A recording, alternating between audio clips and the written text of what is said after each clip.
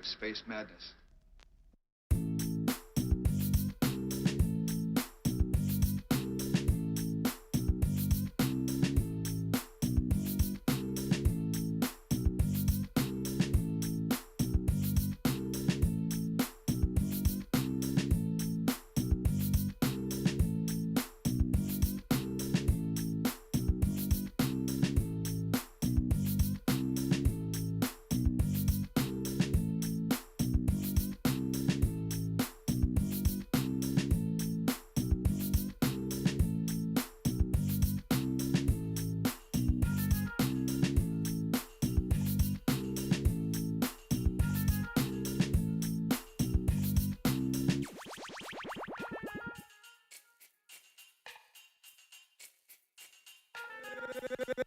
Gangster Boogie.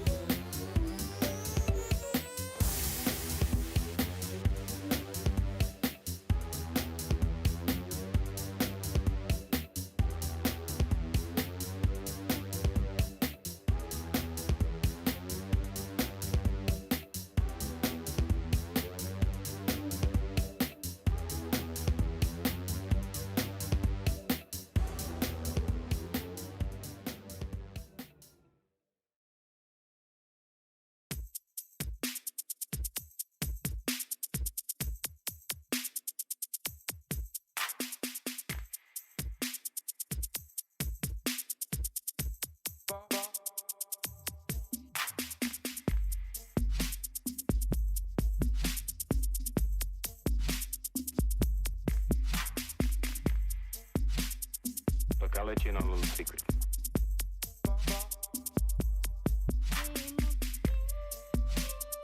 Look, I'll let you in on a little secret.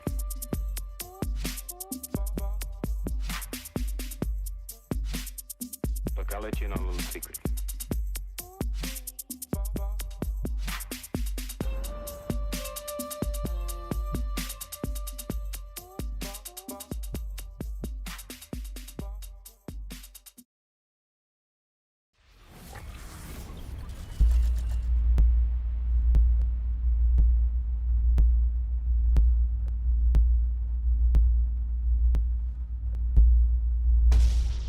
Hello and good evening, everybody. Are you ready? We're getting back to our normal action over here, and we do have an amazing game to come back to. It looks like Freritos de la Vega is gonna go against Ulyss in their second game from this great finals of the CivFR Squadrons. It took them 3 months to get here, and it looks like now they're going through the pick and ban phase. I do want to open up over here the thing, and I really hope you guys are listening, actually hearing me. There we go.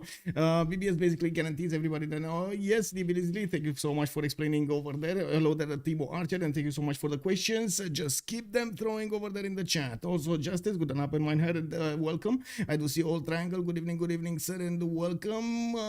Halamaka TH, good evening, sir. Gilga Bro, we're gonna need to see if Gilga is actually gonna get into this game. It looks like the map has been chosen, and we do have Inland Sea chosen by the players for tonight.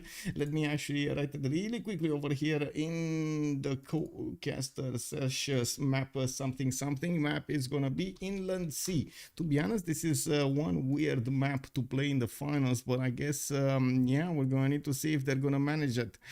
Ooh, whoever controls the seas will control the future of the game. We're gonna need to check these bands out really quickly, but right after I actually finish going through everything. Hello there, Papas, and welcome everybody from YouTube. Good evening, sir. Oh my god, big news, by the way. I did manage to figure out why my channel didn't actually have subscriptions on YouTube. Me, Pepega, that's what happened over there. Well, Pepega, I don't know, it is you judge for yourself. So before 1,000 subscribers, I only had the option to monetize my channel by using my songs. I made my songs, I registered them to a record label, and through that I could actually get to monetize the few hundred views that I had at the beginning. Not that I have a lot of now, but I have significantly more than I had back then.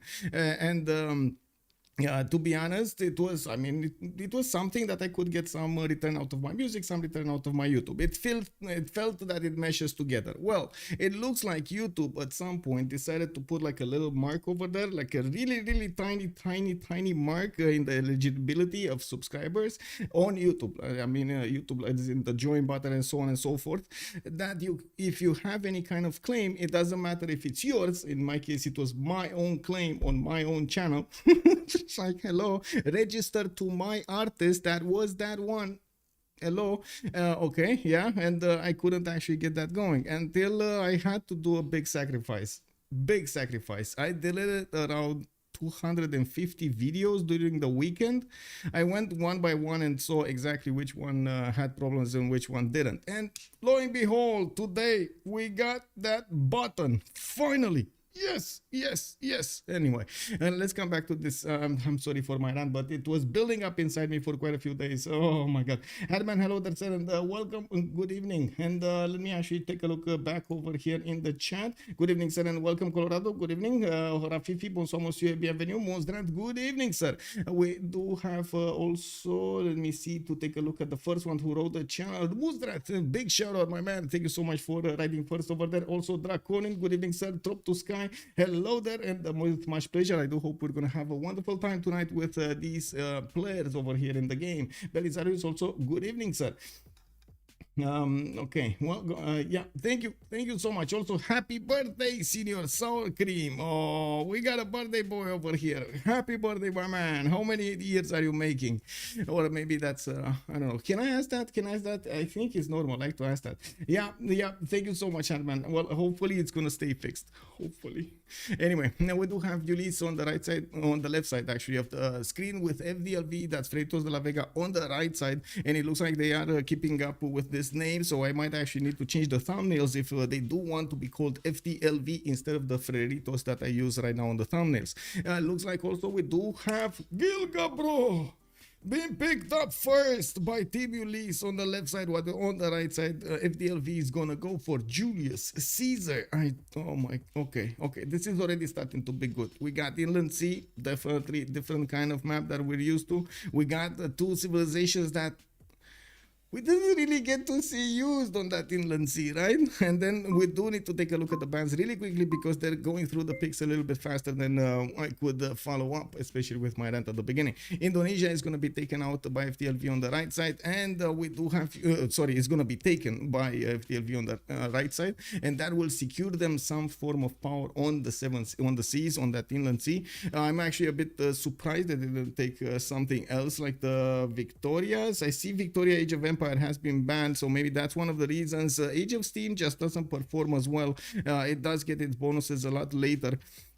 Elizabeth I would also have been an interesting choice here. Anyway, Ulyss is going to pick up Cree, and now we got the chance of going through the bands one by one. On the left side, it looks like we do have Spain being taken out, Philip II, Dido also being taken out of Phoenicia, with Victoria, Elizabeth I, and Byzantium Theodora Persona this time, which, well, yeah, we're going to need to see if they're going to pick up some Basil action here. I doubt it. I seriously doubt we're going to see Basil, even though it definitely could happen. We've seen it before being done, but like 8 months ago, very, you know, in the history books over there. We do have Raider Shah also being banned over here by Ulyss, with 2 bans needed to be taken down. FDLV is going to go for Mali, the Mansa Musa. This is the Chadi's Mali over here.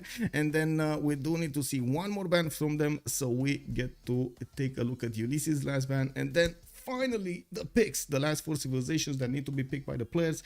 Unfortunately, we don't know exactly who is going to play what here, but I am looking forward to see exactly who's going to play Sumeria. Aren't you looking forward to see? Yeah. Also, I think this Twitch might have a problem here. I saw some drop frames over here. Please tell me if there is any problem with Twitch, so I can restart the stream really quickly. What civ is that for the 5th hand from Ulyss, from Theodora? This is Theodora Byzantium. Yeah, I already like these picks. Also Timo Archer. There we go. Let's go. Guitarja. Let's go. Okay, team looking. Stream is fine. All good. Okay, we're slowly getting there.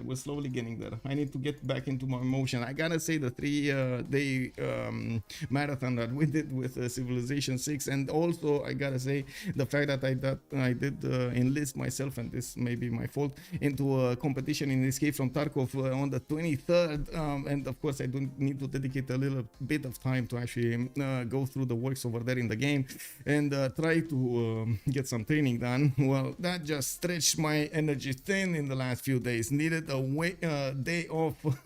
It is what it is. I'm sorry I didn't actually stream yesterday. Would have definitely wanted to. We do have LV here on the right side. Cyrus here is going to be taken. It is going to be activated in the game, and we might actually see him seem to win here. I doubt that we're going to see some immortal action. It's been some time since we've seen those immortals throw those arrows at their opponents. On the left side, Ulyss is going to need to pick up something over here. They have 2 choices to go for, and this is going to be in sequence. They have to pick them right now. And you do see Ulyss is going to have 30 more seconds to go for the first pick, and then another minute for the second one. Actually, we did have some feedback about this. The players did think sometimes the timer over here would need a little bit of min-maxing, or I should say less time needed. But I think it's the same, right? It's still 1 minute in the game, and 1 minute over here is not 30 seconds. Or were they referring to the maps? I believe actually it was strictly referred to the map choices. Anyway, we do have Zulu being taken by Ulyss, which especially on the inlands map, we have seen it before. If I remember correctly, Leech has played it, and of course on Team Ulyss it makes sense that they will pick Zulu. He did an amazing game over there, just out-theming everybody in a corner in a perfect sim position, but with Zulu, not with another nation, and he outperformed everybody. This might happen. Yes, for sure, Justice, let's go. Where do you want to go? Give me a second so I can actually open up my Discord and see what's going on over here. We're going to the normal channel, I guess. Okay, there we go. Hello there, Justice. Give me just 1 second so I can switch my... There we go. How are you doing tonight? Hello. Yeah, the usual. Just 8. Yeah. Hoping a game. How do you say in German or in English? I don't know the expression in English either. Basically, the after meal expression. We have something like in Romanian, made sit well with you, like made like do you well? Is there Thinking something? if there's actually any in German. Okay. Well, actually, like there's not really an after meal floskel, I guess. Okay. Like you can say before, just like guten Appetit. Okay, yeah, bon appetit. Yeah, exactly. Yeah, Like before, yeah. there is one, and we also have one, pofta bună, which is basically bon appetit. But the after one, I don't know it, and I don't know if you guys have it. That's what I was wondering about. Bon appetit is saying Bob makes a cool place. Yeah, after meal. Yeah, exactly. We have the before meal saying. Okay, got it. So there's no after meal. Well, you see, we need to get an after meal expression going. Let's start the trend, Justice. Let's go. After meal expression. Trademark that. Anyway, we got the civilizations here. Do you see what's going on? Let me actually share my screen with you. There we go. Do you see what's going on with the pigs and everything? Yeah, it's an interesting approach. Like, I'm actually really surprised America got through, especially after what happened in the first game. But yeah, other than this, Inland Sea do not see that often anymore, so I'm not sure like how set in stone meta is here. Yeah. I Yeah, think it's probably not. Just banning out the quote-unquote OPs. Was Australia actually banned? I didn't Yeah, see it. it was. Oh, Australia, Japan, Australia's, Norway, Elizabeth I, Age of Empire, not Age of Steam, Dido. I mean, most of the coastal ones were taken out with vengeance. Yeah, so naturally, like every other naval surf is kind of a tier lower, other than Indo probably. Yeah. That one got through, so yeah, they just went for the And strong Coupe. lances. Yeah, look, Coupe got through. Coupe and Guitarja in the same team, boys. Yeah, let's go. Yeah, but honestly, Cooper is actually not considered that strong anymore. Like, I mean, it's still, but other than this, like, I mean, we changed up Cooper pretty dramatically, right? Like, it just spawned some place. This is the soulless Coupe, as I like to call it. You know, they rip the soul out and just let it be like everybody else. Yeah. but other than this, it kind of, like, of course, it's still a special Civ, but it kind of feels like as generic naval Civ, quote unquote, right now. So I'm not too sure about this power level. Well, let's see who's gonna play what. Hazagi is gonna go for Gilgamesh. We do have Tiris going for Coupe. Looks like Pompey is gonna be the one with Guitarja on the seas. Romrom, Wilhelmina. This will need to contest Coupe and Guitarja on the seas, or I guess we're gonna need to see. Wait a second, he just changed to Pound Maker, so it's gonna be Firsos on Wilhelmina. Okay, okay. I mean, sure, why not? We got Heimerdinger on Julius Caesar and Liege on Shaka. This makes sense. We've seen him before. Very well, very good performance from Liege. The last time he played Inland Sea and Shaka specifically. And JR is gonna go for Cyrus, but so is, okay, there we go. JR actually with Julius. Wow. This is a bit of a transformation here in JR. I see him playing, starting to slowly tilt towards war civilizations from his normal I wanna sim kind of position. Yeah, usually you expect Sprig to be the reefer picker, as you could say. Yeah. But yeah, like generally, I just want to point out that this is kind of an old school approach to Inland Sea, right? Like Ulyss completely. Wait, actually no. Ulyss went only for one naval. Yeah. Ooh. Yeah, this is dangerous. This is actually extremely dangerous. Like, I guess you can fight with Poundmaker or Gilgamesh or whatever, right? Even Shaka if you want to open up with harbors. It's just not going to be the same. Like, you're not going to have that half-cost harbor. You're not going to have that ability to buy boats. You're not going to have more strength on your boats and so on. Yeah, also, you obviously pick Kui because Inland Sea freshwater settles and general tile yields are a lot lower than usual. So you really want to have Civs which are independent of housing. Yeah. Like Shaka gets some from the From the Ikanda squares, the Mecha Warps, maybe are extremely strong with a bias. So on this one, they are really good. Also on the other side, Cybers with the housing from the unique improvement and stuff like this. So this priority goes up. But I'm really confused about the single Wilhelmina pick. Yeah.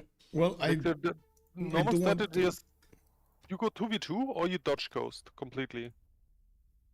Yeah, I agree. You cannot go half in. I do want to say that we do have the polls going on right now, the prediction on Twitch for how many remaps we will have during this. And just as I speak over here, I'm actually going to ask the question on YouTube.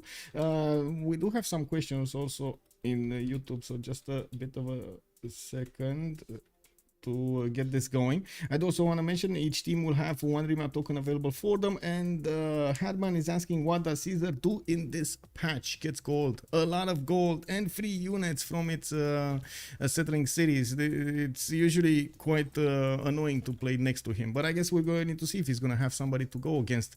Persia, Heimerdinger, okay, that's an ally, no? So no, this is going to be seeming Rome, maybe with a bit of a twist in dipping his toes in the water here to get the trade routes going with his allies. Tirits and Indonesia are both on the coast. Do we have a fourth one? Yeah. Oh my god, Wilhelmina. This is starting to look like the Piper Perry. Oh, Zulu is coast as well. Okay. First initial thoughts, Justice. You just saw what might happen during this game. We got Indonesia, Kupe, on either side of Zulu with a little bit of Wilhelmina to the south, and then even JR can come into the seas with a 3 versus 2 situation. Yeah, especially with Zulu in between other two naval. Like assuming they meet, this almost guarantees a Weamer from them. Like Zulu is the worst Civ on the coast, honestly. Do we have another one? Oh, we got another one. Hazag is on the coast as well. Okay, this balances things out. 3-3 situation here on the coast. 2 are definitely much more specialized in the Navy. And then on the other side, we only have Wilhelmina. That is going to be a little bit specialization. Like he has that amazing frigate. Other than that, doesn't really have anything, right? You start with campuses, you get the admiral point, but it doesn't really add up quickly enough. Can we have a quick look at Rom spawn? Rom spawn, Rom being Cree. Yeah, we can take a look. Oh, that's actually a good thing over. Oh my. 1 and a 2 and a 3 and a 4 and a 5 and a 6. Wait, 5? 6? Yeah. What? 1, 2, 3. Oh wait, it's not No, plantations. It's only pastures. Yeah, 1, 2, 3, 4. 4's good, but it's good. I mean, it's better than average, to be honest. Yeah, average is like what, maybe 2 or 3. yeah, only 1 freshwater expand.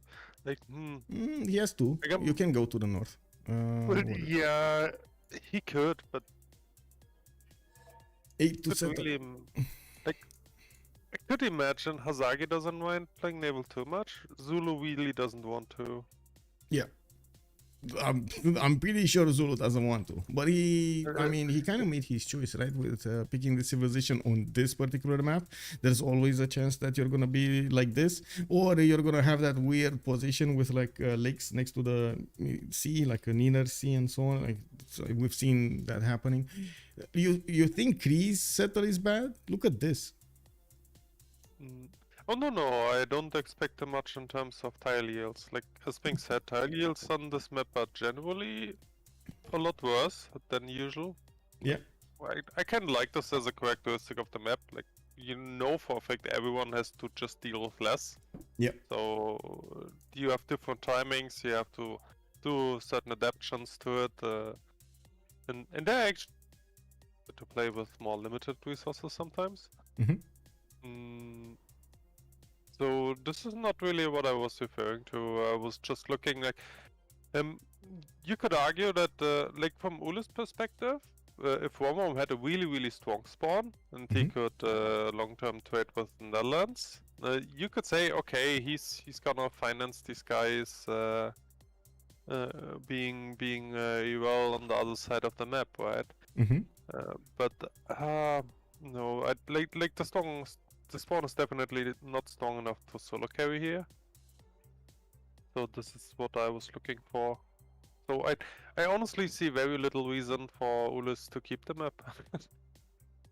I mean, I don't think this respawn is that bad, to be honest. And looking at the southeast over here, he does have another settle with fresh water. So there are quite a few settles: 1, 2, 3, 4, 5, 6. Of course, the ones on the west side are a little bit further away. But to make the goal for his teammates, I'm not sure their opponents are going to do that either. I guess then one advantage is, of course, the availability of diamonds here, which is going to give him a big boost at the beginning. And we need to see if this land is actually going to allow Persia to grow big, because this is their goal generator, right? On this side, this is their goal generator. If you want to compare them, you compare Cree with Persia. I would actually think that Julius is supposed to be gold maker. Like Cyrus probably wants to try to bonk into Azagi, so he's an easy naval kill. Like the naval guys obviously do the naval things, so like JR's kinda left out to be the guy tries to set up for simming here, I guess. Yeah, if he wants to go for simming, for sure. It does look like he does have a pretty good coast over here with the reef fish tiles if he wants to go for it. And there aren't that many good things about any of his southern lands or western lands. Maybe like only the mountains, and that's about it. I would imagine settle on Krakatoa is going to be a must here. That extra science, those extra points of fertility that you get from Krakatoa, definitely going to be good. We do need to take a look at also Coupe over here. What do you think of Coupe? So first let's go through the changing bonuses that we have for Maori. First of all, the biggest bonus of all, it's they've taken away that ability to spawn in the middle of the ocean. It spawns on land somewhere on the coast. Impact units will gain the +2 movement after researching the shipbuilding technology, so that's a little bit later. Unimproved woods and rainforests gain +1 production once early empire is researched. Again, it kept actually its delay of extra production. And then we do have another point at mercantilism, another 2 at the conservation with shipping boats giving +1 food and culture bones to adjacent tiles. The resource cannot be harvested, and I believe they did take away its extra population, right? Yeah. That's the major. Yeah. You just settle with 1 pop, you don't get no extra tats, no builder or anything like it is in vanilla. Yeah. It's really just a quote-unquote normal naval civ right now, and like I didn't see it that much in play because I feel like naval warfare is a lot about carol timing, and what you usually do in carol timing warfare, like in the early 40s, like you get a couple of builders and chop all your woods for like medieval admiral projects. Yeah. And like Cooper kind of doesn't want that. Like, I mean, it's nice he gets extra production on early empire, but it doesn't really fit the normal Carol wash meta, so I think this is why people don't like it that much. Like, I mean, well, it can do other stuff as well with the TOAs and everything. If you do manage to get those TOAs fast enough on your opponent's borders, those are crazy. Oh yeah, but if you want a safe naval pick, Hojo is obviously always the premium. Yeah, of course, so, of course. I don't know, I kind of feel like there's no real niche for Cooper to be had, the way we designed them right now. Okay, well, I guess we'll see. I'm actually happy to see it in the finals, and this is a statement. Either Tiris is so comfortable with any kind of civilization that he's just gonna play it well, whatever happens, or he's so confident in particularly Coupe, he discovers something that we don't see yet, which, to be honest, a lot of the times it's happening, because yes, people are trying out every little thing in this game and showing us new stuff. That's amazing to see. We do have Maori... Yeah. Sorry. Yes. I mean, I just kind of disqualified him as quote-unquote budget Hojo, but like if you think about it, it's still fine, right? Like if Hojo was spent out, but you kind of want to have something to answer in case you have a neighbor who wants to land push you and you don't have the naval fight. Of course, the Tours are very good because no resources and stuff like this, so you can really spend them out. You still have you still kind of bug with the settlers fast, which still gives you usually a bit of additional tempo. Like, I'm not trying to say it's like particularly bad or anything. Just don't see the identity it fits in. Yeah. To make a comment over here on Timo Archer's question, he was asking why no remap. We are waiting until turn 10, the end of turn 10, for the players to actually get enough scouting on the land. We have the ability with the observer mode to actually see everything happening on the map, while the players, of course, are benefiting from limited visibility as they scout throughout the lands. Even if they do scout somewhere, they still have this fog of war activated for them. We can see these little details, but it's not, I do usually like to only open up these or kind of like limit my opening of these functions up. It's kind of a, how to say, a bad reflex I got from the days that you couldn't even switch. It would have broken the game. I'm sorry. Anyway, I also, Sandro Games, good evening, sir. Who is winning? That's a very good question. Well, we don't know yet. We do need, first of all, to know if this is going to be the map or not. Monkey was also good evening, sir. Is it just me or Netherlands as last pick? Seems really weak. Aside the 1 versus 3 on the seas, no real trader among the other picks, and in this map in general. Well, to be honest, Monkey was always not that far off from the truth. It's first of all, I want to say this Netherlands spawn. I think it's amazing. Like for what Netherlands needs, I think it's amazing. Oh my God, look at this! Look at this, Justice. Look at these geothermals next to rivers over here. Yeah, very nice, very nice. But the same thing happens, right? It's Netherlands. It's not. I don't know. It's another one of those question marks that we have. We barely see it in the games, in the top competitive games that much, and I do want to see more of it before I make an opinion. My initial opinion is it's having a hard time getting to the admirals. Actually, no. Like whoa! I'm surprised they didn't remap. Okay. This is it. This is it. And again, they basically, I gotta say, hats off, man. I'm sorry. It happens, man. It happens. They actually wanted this map to play on, and we're gonna need to see how they're gonna get this going. I gotta say, Justice. I would be so amazed to see Tirits getting tours again and bonking Ulundi here. Yeah, I don't know. It's faster than Caravels. You know? Just want to finish quick point the Netherlands. I think on the last patch, Netherlands actually got admiral points from Campus. Yeah. Which really helps out a lot. Like, it doesn't seem a lot, but it really helps out so much in the competition for medieval admirals. So Netherlands usually gets away with Campus opening very easily now. Yeah. Already generating some admiral points, which gives you just a bit of tempo for the Civ to be viable. Mm-hmm. Like in the public teamers, it actually gets played quite a lot. I still don't think it's like top tier pick, but it's definitely competitive.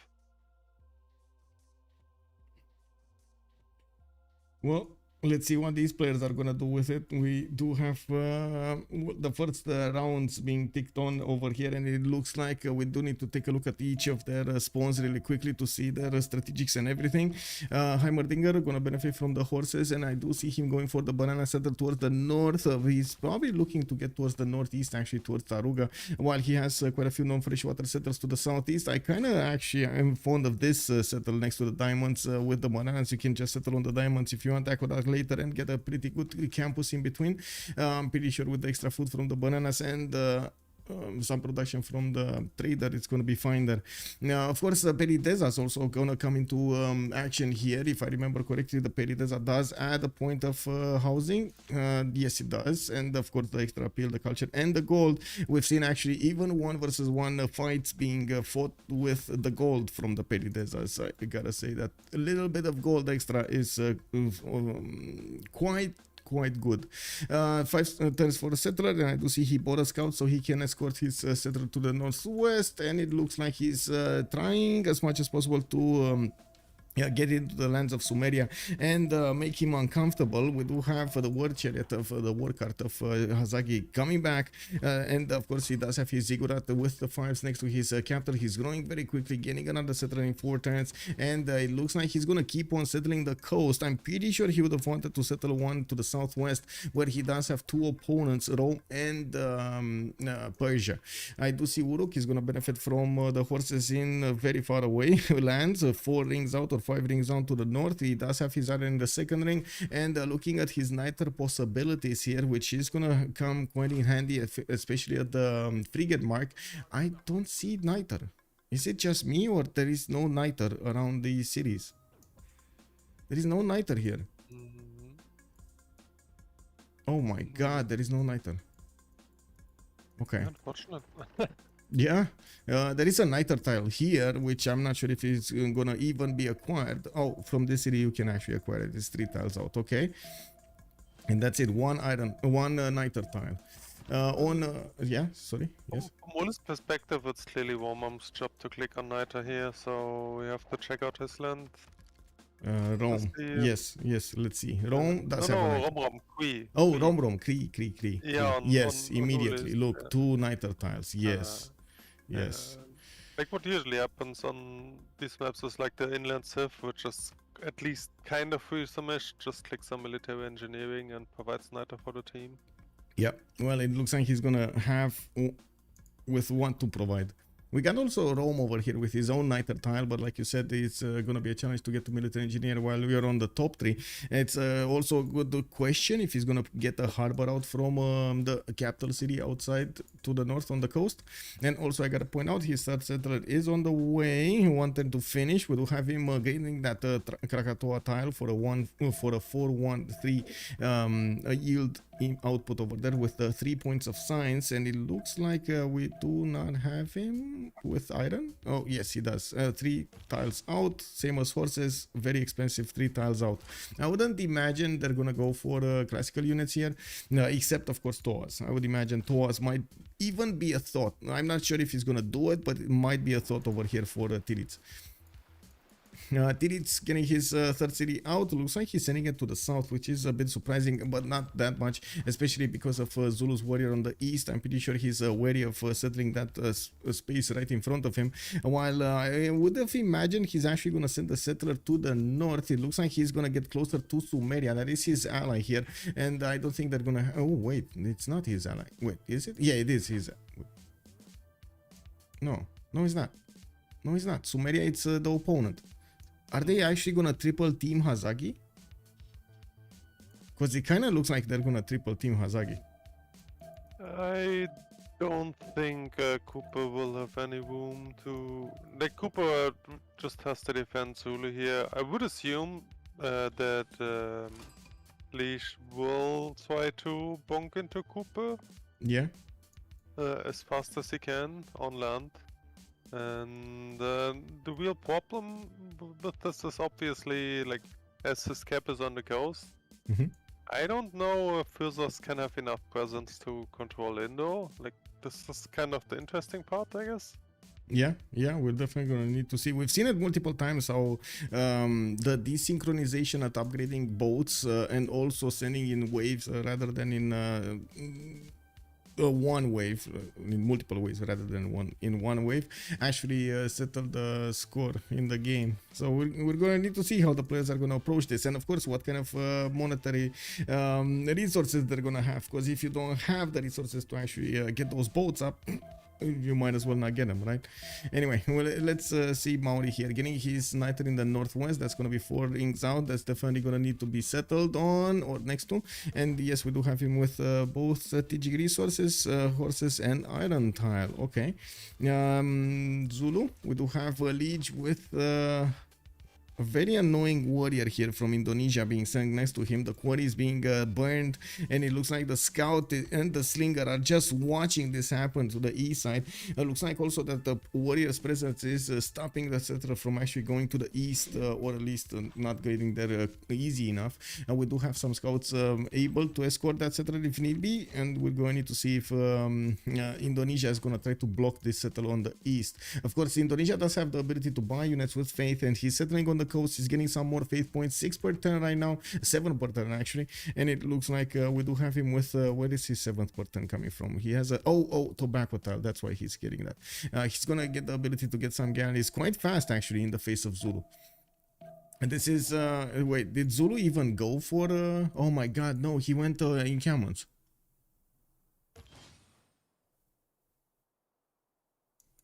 When is the first bow coming out from Pompey? Next turn. It's 60 points for a galley, right? 60 points of faith for a galley. Okay. Yeah. Well, at least there is vision over the city. Immediately after he's gonna buy a galley, his opponent will know if he pays attention, but I'm pretty sure he pays attention. Now we do have the first Ikanda being put down from Ulundi, and it looks like Liege is gonna upgrade his iron tile here to the northwest. Like Justice said, it looks like Liege is gonna want to use his land abilities to go against his opponents. I gotta say, Zulu actually takes a little bit of time to build up. His strengths are not in the ancient era, are usually in the medieval era, when classical medieval era, when you do get access to the cores and the core ability of the units. And yes, you do get the Impi, which is an amazing unit. Now we're going to need to see how the Impi is actually going to fare against the Toas, and we do need to see if he's gonna get to that point, but because he's next to two nations that are extremely strong on the seas, on the coast, and they do get abilities to actually go coastal against somebody from a beginning stage of the game with different bonuses. Like you saw over there, he just has the ability to buy boats out instead of spending the production to get them. He's even doing so, like buying one in Major Mason and then getting another one from Maja Pahit. Looks like he's a bit worried about Netherlands from the southwest, which already took a builder from somewhere, I think Antananarivo actually. Anyway, okay. Ternate did go for God of the Sea as a Pantheon. We do have another galley from Majapahit next turn, and it looks like we won't see Zulu as the target, but we do have our answer. It looks like Indonesia is going to need to block the scout of Liege escorting the settler towards his next settle spot. I'm actually thinking that Liege is going to go inland here, like Justice said. I would imagine he's going to want to minimize the risk of his cities being taken over as much as possible, and I think he also realizes that he's going to be between two very strong opponents that can come against him and just take cities as they wish on the coast. Yeah, we do have also Netherlands taking a look at the campuses coming around. He's gonna get this Groningen campus with a +6 bonus on it from the beginning. Amazing 13 turns to actually get it going. I'm thinking it's probably gonna be 7 or 8 because he's gonna grow quite fast and he's gonna get access to more production tiles. We do have Amsterdam getting a campus. This is just gonna be a +2, and yes, he's gonna put a harbor probably next to it, and I would be quite curious where is he gonna try to put his Gavron Plaza here. And we got Utrecht also with this amazing +5 campus next to the mountains and rainforest, not to mention the river. While he's getting a trader to boost the production, he's probably going to be very happy with the points of science he's getting. He's also probably, by the looks of it, going to get faster to cartography than Indonesia, so we're going to need to see how much faster, if it's going to be 5 turns, if it's going to be just 2 turns, and so on. That actually makes quite a big difference, especially how close they are. In 2 turns you can actually cover the distance from Utrecht to the first Indonesian city here, Major Mason. So yeah, very, very interesting to see how this is going to evolve here, how they're going to try to prepare, where they're going to try to prepare their boats to not allow an advantage from their opponents to creep in. We do need to take a look at Kree also. We got God of Open Sky here. It looks like Rom is getting his builders out, and yes, he's getting his Mickey Mouse for that extra bonus. Era score gathering, not to mention he's getting that housing. We got in 2 turns another builder coming in, and he's gonna need to start improving his pasture tiles here so he can get that extra culture from the pastures. Yes, we do have some more traders coming up from his other cities. As you can see, he does benefit from 2 traders at the beginning of the game, 1 extra from his Kree ability. He does have quite a few pastures to benefit from so much culture here. So many cattle tiles, Yeah, I like. So I would say we actually got through the beginning of the game. Let me put up on the screen over here really quickly so we can get the prediction going. Start prediction for who will win this game. On one side we do have Team Ulyss, on the other side we do have Freritos de la Vega, and I'm gonna put them like this: FTLV on one side, Ulyss on the other side. 30 minutes to go, and now it's the moment to put those in. Thank you so much. Let's go. Also, I don't need to scroll through the chat over here to see what you guys. Where are you? I want to join. Wow. Hello there, Sandro Games. Where are you? Do you know anything about Sandro Games' whereabouts? Justice? I don't know. I don't know if he has content creator tag. Maybe he doesn't see the channel. I found him. Let me see. Need to move him. Hello.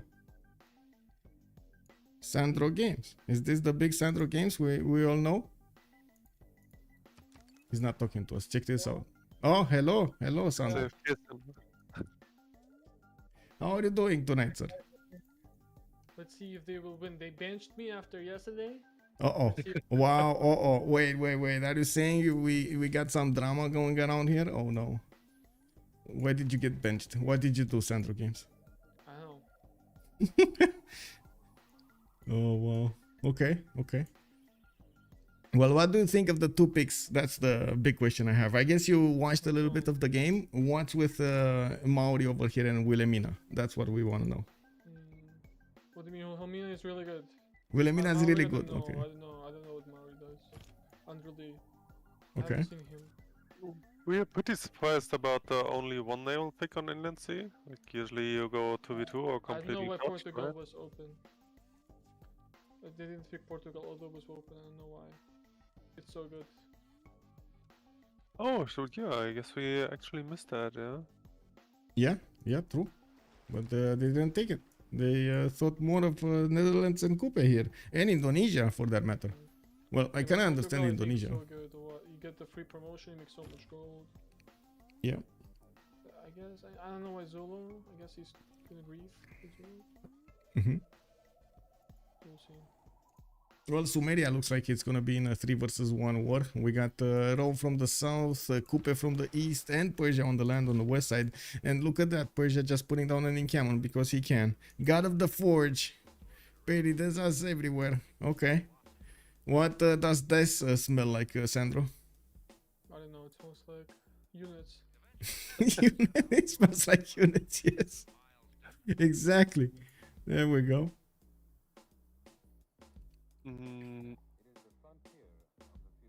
Yeah, there's actually a lot of interesting stuff going on. So Civ is probably gonna bob into Hazagi. So Hazagi probably won't have much naval presence. Cooper probably will get bonked into by Zulu, so he won't have too much. Indo and Wilhelmina probably both trying to go for naval, but they kind of cancel each other out because if Indo tries to push Zulu, Wilhelmina will swap in and the other way around. So in the end, it's kinda Julius against Kui on threesome, and I have to see who provides more, I guess. While Julius is on the coast from south, and he may actually be the deciding factor in the naval war. Yeah. Maybe Wom can them up better and provide more. So it's kinda what the game comes down to, I guess. Yeah. Salty Capybara is saying that Sandro is too quiet. Let me turn you up a little bit, Sandro. Give me a second. Okay. Alright, why is Legion making him boat? What is he doing? There we go. Yeah, we're wondering as well. Wait, who? Zulu? Zulu, you mean? It's just looking away, it will be good, right? Yeah. I mean, you know. You take a chance. It is what it is. Didn't want to answer. If he doesn't build a boat, if a suicide play happens, he just loses his cap. Yep. Hello there, Warwick, good evening, sir. Apostle Boot, thank you so much for the follow, sir, and welcome with Co. Hello there, sir. Clocksif, do not underestimate the Liege. That is the big thing over here. I think the big message Clocksif is giving us, do not underestimate Liege. I do like the fact that he's putting his other cities on, like, inland, and yes, his capital is probably gonna need to be kept here if they want to do something about it. They can't raise it. Yeah, but if he loses cap, it's just. Yeah, it's so painful. I mean, with the warrior in the city and on the hill, it's gonna be what? Plus 5, 20, 25 plus 3, 28. Because the capital, especially the land here is just about to control the one tile to the right with a weave on it. Like, if he puts a galley there, he's probably safe for now, but maybe he expects something from Cooper as well, so like, is Cooper coming? Show. I'm kind of No. torn. This is, I think, the big question. Where is Kupe gonna throw his weight around? I'm expecting Sumeria, so they can clean up Sumeria much faster, and then refocus his efforts towards Zulu. But I guess we're gonna need to wait for that. It's not long until you get Toas in the water. They're coming out at what, construction or something? Yeah. Like, Yeah, it's construction. It's easy. What are they attacking right now? Let's see. There's some archery. This could mean anything. Yeah. Well, even horses are good at the beginning to attack into Sumeria, if you want to. But anyway, we do see a lot of these harbors going around, and I do see the players are 5 turns away from switching the era. Taking a look at the era score here, we got everything on the board. We do have some general projects soon. No, we don't have general projects. Looks like Persia and Zulu are going both for general points. They're from different teams. Well, at least Persia is going to try to get a general. We got JR also with the big question. If he actually wants to put that harbor in the water from Rome, or is he going to do some form of attack against Sumeria here with his campuses opener. I'm actually still waiting to see what's going on. We did have also another request from chat. We need to take a look at the pantheons and state them out. Pantheons here, we got Persia with the God of the Forge. He's gonna get the extra production towards his units. We got Sumeria with the extra production on his floodplain tiles, and marshes, Lady of the Region marshes being picked up by Hazagi. We do have Julius Caesar going for city patron goddess, getting the 40% towards district, the first district in a city. In Kupe's territory, Goddess of Tides, he's gonna get the extra culture on all of these boats over here, on the fishing boats, and I gotta say, we do have the extra food also showing up, giving him much faster population growth in his cities. Zulu initiation rites, we do have him with probably a monumentality question, but the question mark, is he gonna get to his question mark enough culture question mark? But anyway, it is what it is. Zulu over here is gonna definitely get some faith coming out from his units, and he is preparing to pump out a lot of units to get that faith going. We got Indonesia also with God of the Sea. He was the first one to pick a pantheon from the game with +2 faith coming out for each of these cities on the coast. You can imagine he's getting the first dibs. We do have him also starting to improve some of his resources here. Shouldn't this have had an extra food point? No, whatever. It's a 1-2-2-1 tile kick. Oh, it's a plains. Oh, okay. Never mind. We do have also Netherlands with a Divine Spark. Netherlands with the builders coming around to chop and get their things going. Campus +6 finishing up next, and that will put him right on track to be the first one with the science. JR actually 20 right now. He finishes 3 campuses already. And then we do have Kree with Open Sky already getting his culture point from these pastures. From the south, from the east, everywhere. Commercials opener. He's the only one actually in the game that went commercials, by the way. He's gonna get quite a few of those merchants. Hazagi is trying to get currency, but is this actually for currency, or is this because he went harbors? I find it extremely unlikely that he's gonna go commercials alongside harbors. Yeah, also I would be even surprised if Hazagi even builds lighthouses. Like, he has no one to trade to, he just wanted for admiral points, or like maybe he gives completely up on it. Yeah. Depending on how much pressure he receives. But this is definitely not for generating GPT. We got Zraga here actually putting the Temple of Artemis. Wow, okay. I mean, yeah, why not? If you can do it, do it. We do have him also with some bananas that he needs to improve, and there are quite a few amenities that he could gather from that Temple of Artemis. 1, 2, 3, 4 that I can easily see. He's not reaching Pasagade though. The cities are too spread apart. Oh, and there we go. Shari Kutmis actually did settle on that diamond tile. And is working everything. Yes, probably figures like he probably just scouted the mountain chain and figures Sasagi is not pushable for now. Yeah. So he may as well settle a bit and sim up. I'm still kind of curious what Julius does here because I really feel like Julius has to go for and be like kind of the deciding factor on Naval. Yeah. Because as things said, I feel like in Indo and Netherlands fulfill very similar roles here, and they will probably block each other out, assuming no one else outplays the other. Well, I guess the big question is, will Pompey be able to actually get enough science and culture as Freritos? Science more than culture, because to be honest, the Freritos will have a lot of science, not that much culture.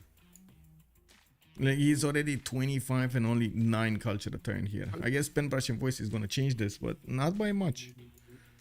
Yeah, but Indo's he obviously comes on Merc, so he needs the culture, while Yeah. the 7th Provincian comes on normal square rigging, so he needs the science. Yeah, that's true. But you also need mercenaries. I don't know, man. You also need I mercenaries. don't know why Pompey is going Fingala first. Yeah, this is a big question. I also have. I guess for the triple yields, but that's such a big investment in Pingala. That's 3. No, what do you mean? They always do that, hello, but I think it's... Well, yeah, but at the Fingala. beginning, yeah, exactly. Yeah. That the beginning, that's the question. Yeah, The- I think so too. You really want to open Moksha to balance out stats. The thing with the culture is, the more culture you have at the beginning, and even if you do have like some extra bonuses coming up from Magnus, right? But still, the fact that you can open up later on more faster governor titles gives you an advantage by opening with Moksha in these kind of situations when you have so much science just readily available to you. Yeah, especially in Naval War, actually, Moksha opening is so important. And you kind of have to get to mercenaries and you have to get to melee all on the carol timing. Like, I feel like it's okay to have 1 or 2 turns later carol. Yeah. If you can reach the package and the culture tree. Okay. Yeah. But maybe yeah. these guys disagree. Yeah.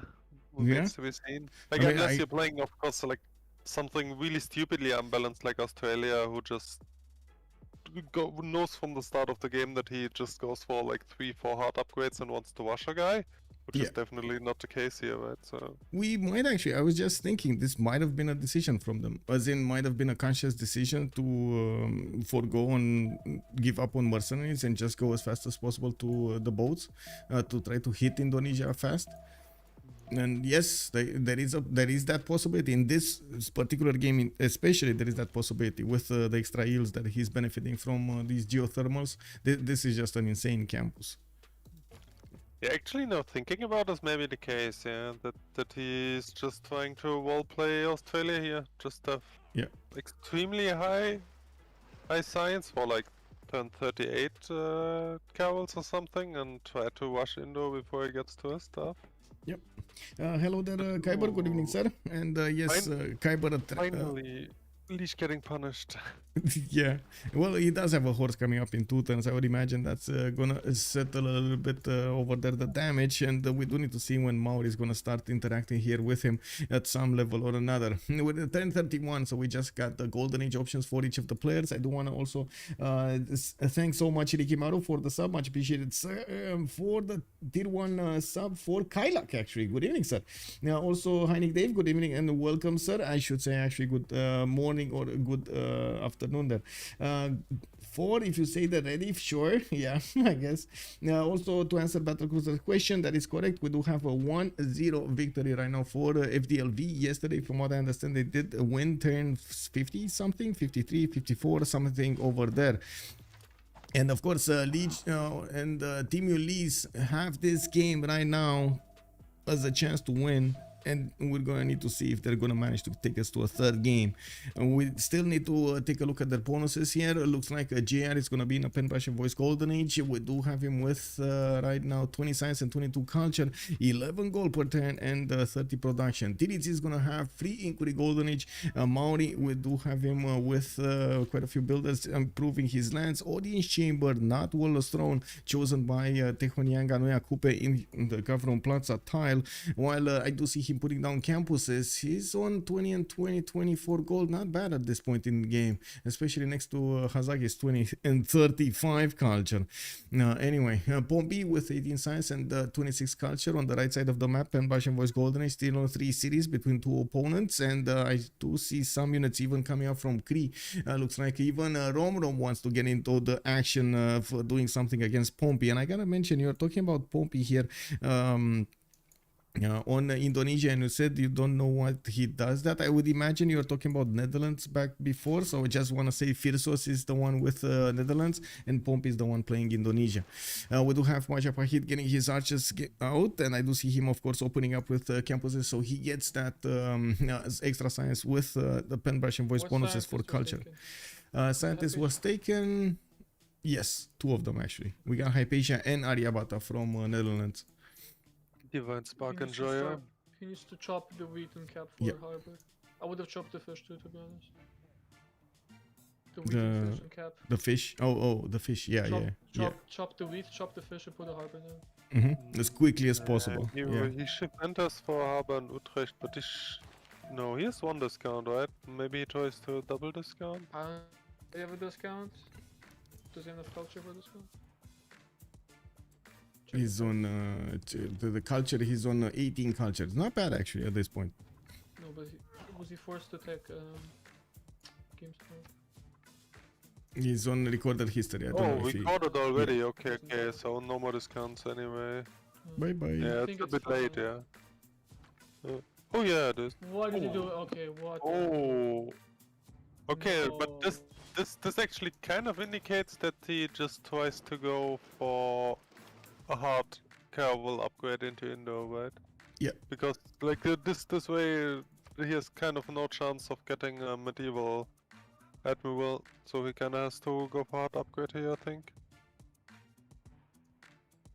100% he's gonna need to go for hard upgrade, and I do see we got more land units coming up from Liege horses that are appearing to head towards Indonesia to the east side. We got some barracks coming in also for the extra production, and on Dini's building some on the west side. Looking forward to see how fast Coupe can actually get to his units here, his unique unit. What do you think? What do you think of the strength, Sandro Games, of the Toas, of the Maori Toas?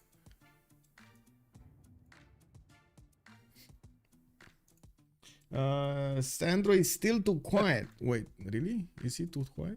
Wow. Well, he's just okay, so... Well, now, right now he's very quiet, yeah. He's very quiet. Yeah, but yeah, fair enough. I think the main upside here would to go for Taurus would actually probably be it's comparably cheap. Because like what usually happens in these, everyone wants to fight on naval timings, inland, like everyone's gonna be scrambling for gold so hard. Yep. So like if you can just stay alive or even push on low economy, that's like giga good. I don't know why Portugal was not picked. I think Portugal would auto-win this. Well, yeah, but we don't have Portugal in the game, Sandro. We got. But it was open on the draft. I was watching. Yeah, it was. Actually, we don't know the pre-games. I don't know where they did the pre-games, or maybe they were on the website, but I didn't see them. What is the pre-game? What do you mean? Oh no, they did it. Never mind. They did get 7-7. Yeah, there was no Portugal. You know, they added 2 more bands to each series. Those are basically called the pre-games. Oh, was it banned? No, it wasn't. It was Maya, Gandhi, Spain, and Indonesia. Sorry, not Indonesia. Dido. For some reason, just not picked up and by anyone, yeah? Yeah, they just didn't like Zhao. I don't know what they had about Zhao, man, but they didn't like Zhao. What admiral did the guy take? Gaius Julius. Which one is it? It's the core one, the fleet one, I mean. Okay. Yeah. And looks like Ibingala is getting established in the city of Bunge and Mason. I don't see a fourth city coming out anytime quickly. I'm a bit amazed about their choice to go audience chamber, and maybe you can clarify this a little bit for us, Justice and Sandro Games. I think audience chamber is trash, never build it.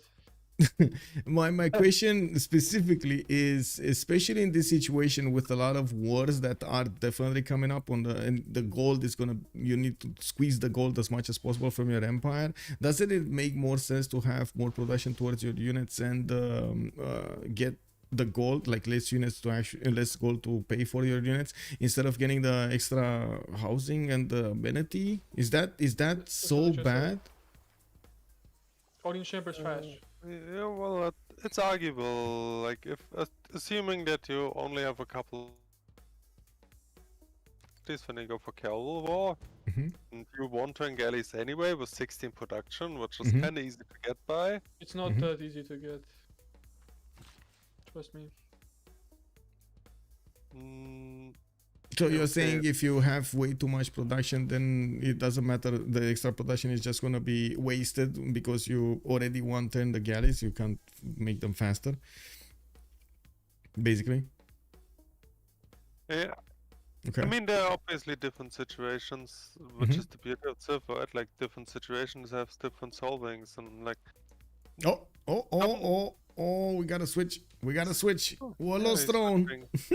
I mean, some guys just solve the production problems Magnus internals, others solve it with Warlords, and like depending on the distance and how much game you want to have after your cavalry push, I'm not really biased in any direction. Okay. I'm just thinking about straight up bonuses right here, because this doesn't seem like it's going to be one of those simming games. Like, even if you think it's going to be simming games, it's just going to be like maybe for 2 of them on the map. Everybody's going to fight on in the dirt, on the seas and on the land.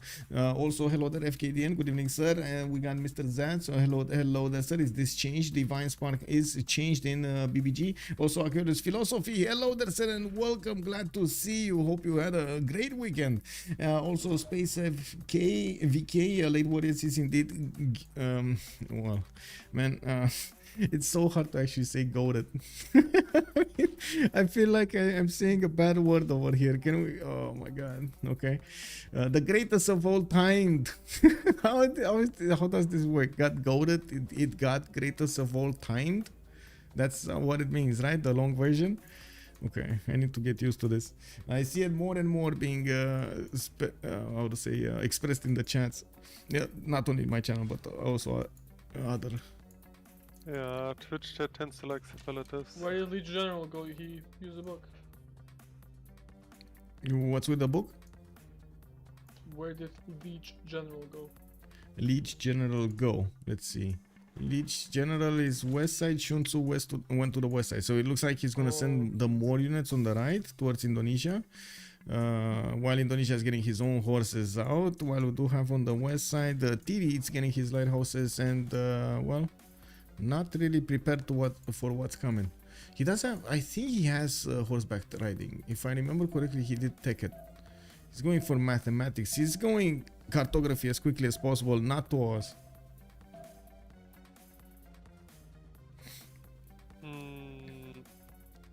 I'm so sad about this. I'm so sad. I mean, I know I say it with a smile on my face, but I'm so sad we don't see those tours in action. And that, like, so, like, I'm pretty sure he could have just chopped quite a few of them and did quite a bit of damage. The horses don't stand a chance against those tours. They're so annoying to deal with. Anyway, Wokje, yeah, Maori Chop, yeah, anyway, yes, Kyber, yes, Kek. Toxic Brain, good evening, sir, and welcome. Prediction whether Pompey or Hazagi would get escape setter out first, and yes, I do want to bang on with the mistake I did. Yes, I did say that Maori would chop. It happens. It is what it is. It is what it is. Anyway, you can still get them. How much production are they? It was. I see you guys haven't formed really an opinion about the Maori here. Yeah, I think it gets very little public lobby, so I don't really know. So the Toa is 30 production more than a swordsman. It does cost quite a bit, but it's 38 melee strength versus the 2, and you do apply a -5 combat penalty as one charge to build the PA improvement. Got nerfed a little bit.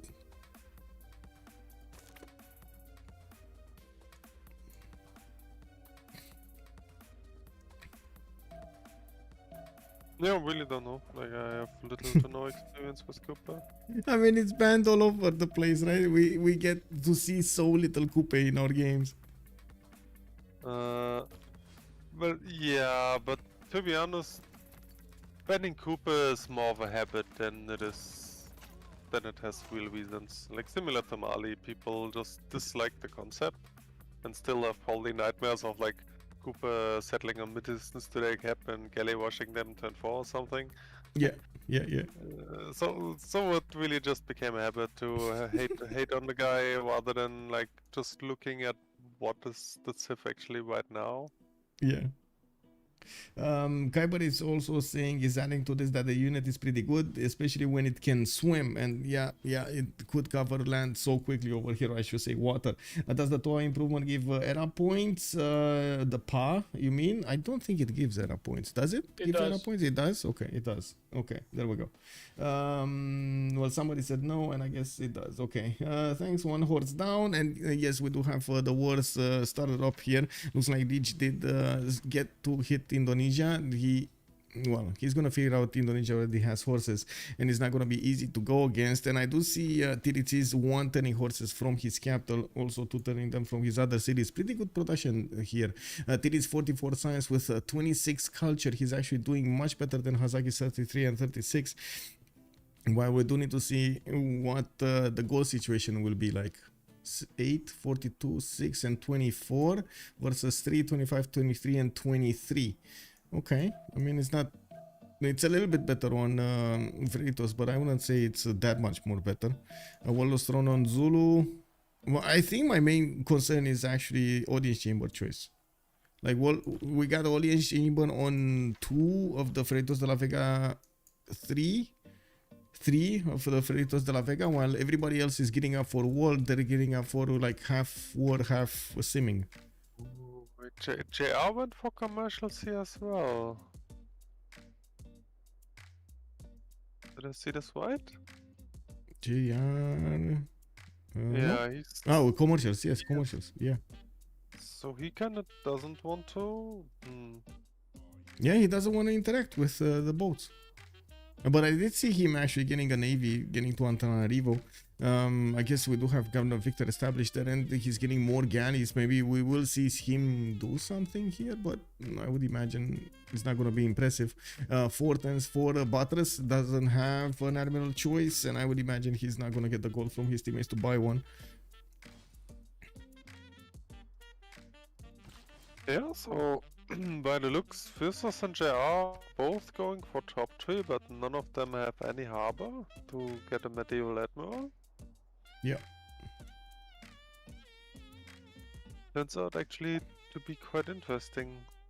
Oh, we What's might gonna actually have a happen chance then? from Netherlands to pass on one of these admirals and get enough points, because he's 4 great admiral points a turn, and you did see he recruited one earlier. So I would imagine if his opponents are not gonna actually be on point with their projects, he might have a chance. There aren't that many in the game. Like there are like what, 4 of them Show with admiral admiral points. points. Yeah, that's what I'm doing. Oh, I'm watching the wrong stream, wait. Oh, sorry. I was watching the... Yeah, it's a Which little one's bit which? delayed. I'm sorry about that. I'm not sure what's going on. Maybe Fazaki passes for him. How many points does he have? 4? Yeah, he's on 4 per turn. Okay. But he needs like the 75.1, not this 30, Maybe right? 60 if he passes. Yeah, if he's lucky. But still, you know. I don't know why the harbor is essential in one project. Well, he I needs don't know what he did this the commercial. in the next 6 turns anyway, right? That's when he's gonna get his what is it? Cartography? Tech cartography in 5 turns for Tiris. Pompey is 4 turns. Oh, only 1 turn. That's the difference between them. That's not enough. That's not enough. I mean, maybe like the sacrifice that Netherlands did over here. I don't know. Is it gonna be enough? Actually, wait. He's gonna outspam Indonesia. Wait, it is enough. Oh my god. Okay. Leave me on spam. He got Wall of Throne, Indonesia got Audience Chamber. Indonesia's forced to The make gold is all that matters. the I gold don't know is with the yeah. Moksha, he's gonna be late on Mercs. Let's see what do we have here. Yields, First 78 science, 24 culture, takes his feudalism in 4 turns, so yeah, earliest probably mercenaries in 8 or 9. Yeah, we While, also just like Pompey just switched off from Civil, so JR or someone else will probably boost for him. yeah. So actually Pompey may have Mercs like not on careful timing if you watch that, but he will probably have melee over him. Look at this! Look at this! The We Greek got Sprig! to the north, yeah. Yeah, a wild Sprig showing up through the forest from the west side of Sumeria. 4 horses going directly to Uruk. And I also want to point out it's the adequate timing, right? Like the early 40s is when people really want to chop out their projects, want to wander in the galleys, etc. pp. Yeah, And when you come in with some horses, you can really cause a lot of distraction on this timing. yeah. Even though it's like a bit late for horses, but it's actually the perfect timing to enable Civ.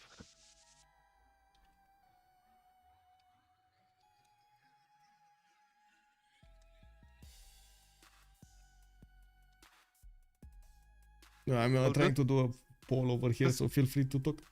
This in turn may actually open up a window for Titits. Like if Fasagi gets slowed down here, maybe Titits can get the upper hand on the naval then.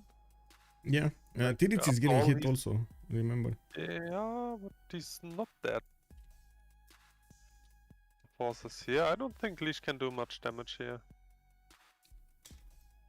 And it's also not really too surprising here for him, right? Like the problematic thing with like the early 40s, unexpected on the flanking is like you just chop out your feudal builders, you chop out your projects, and you have all your civil units usually unguarded standing around. Yeah, So like a flanking attack, like Brick does here, usually causes way more damage than when it's face up like Leash does. yeah.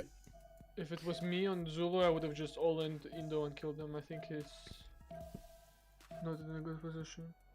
Yeah, Indo over here doesn't look like You could it's have in a just good chopped one position. catapult and then Indo is dead, I think. He can get the general, right? For the catapult? No, like build a catapult. Ah, Or maybe get a Think general so. for the goal, yeah. yeah. Like, he got unlucky, I think. But... Mm. Like, look, he just takes the tile in front of his cap. Mhm. Not the cap of the city. Like, look at the 2-0. Mhm. Like, I think he just slammed through with the general. I mean, yeah, he can just slam right now. Well, we'll see. On one case, I do want to say Zulu attacking on both sides is slowing down both of his opponents here a little bit and forcing them to spend more gold. While, to be honest, Leech doesn't really pay anything for these units, right? He's just paying production. But he's kind of revealing himself. He's paying with his long-term advantages here, Leech. Well, yeah, of course, but in this position, You have like, to, right? You have to. Yeah, he knows from turn 1 that he's gonna play like 3 cities and try to grief the neighbors. Like, there's no scaling in his Yeah. game plan. Also, Kubrick is saying that we got 2 teams here allergic to build the harbors on the coast. Yeah. You're not wrong. You're not wrong. Anyway, we got big fleets from Indonesia and Netherlands. Looks like we do need to see how much gold they're going to benefit from. It's a decent bank. Not a lot, but it's a decent bank. Like 900, 800, 900 points on both teams. These are going to be enough to stop the initial wave of pushes until they get more gold. The gold per turn, though, is not that good. And this is where Coupe, for some reason, shines over here. Why? He's making so much. Oh, I see. Kick W, man. He went free including Golden Age into. That's the OG inland sea strategy. Being first with Vega commercial harbor. I love it. Exactly. Yeah. I mean, you gotta get there, right? When you gotta get there, you gotta get there. By the way, I really hate Rotterdam. Rotterdam? What you got against Rotterdam? It's a good city. No, it's gonna do nothing. It's gonna do nothing. I mean, Like, it's I at mean, least look, gonna it- get some It just gold it just points. got settled. It will have a harbor in like what 6 turns when the admirals are gone already, and like, The I don't harbor know. is I useless. just, Yeah, I guess. I just think instead of building a settler, he should have done other things. Like I don't mind the city, of course, like on sim purposes. It's a nice city, but I think just building a settler to move there and settle on this timing, it's just not good. Oh, this is the moment. This is the moment. Sandro, are you ready? I'm watching. Yeah, we got, like Gonna be chat the is last saying, move. the 4 horses of the apocalypse here with the I 5th think he's gonna one. wait. I think he's gonna wait one more turn for the general.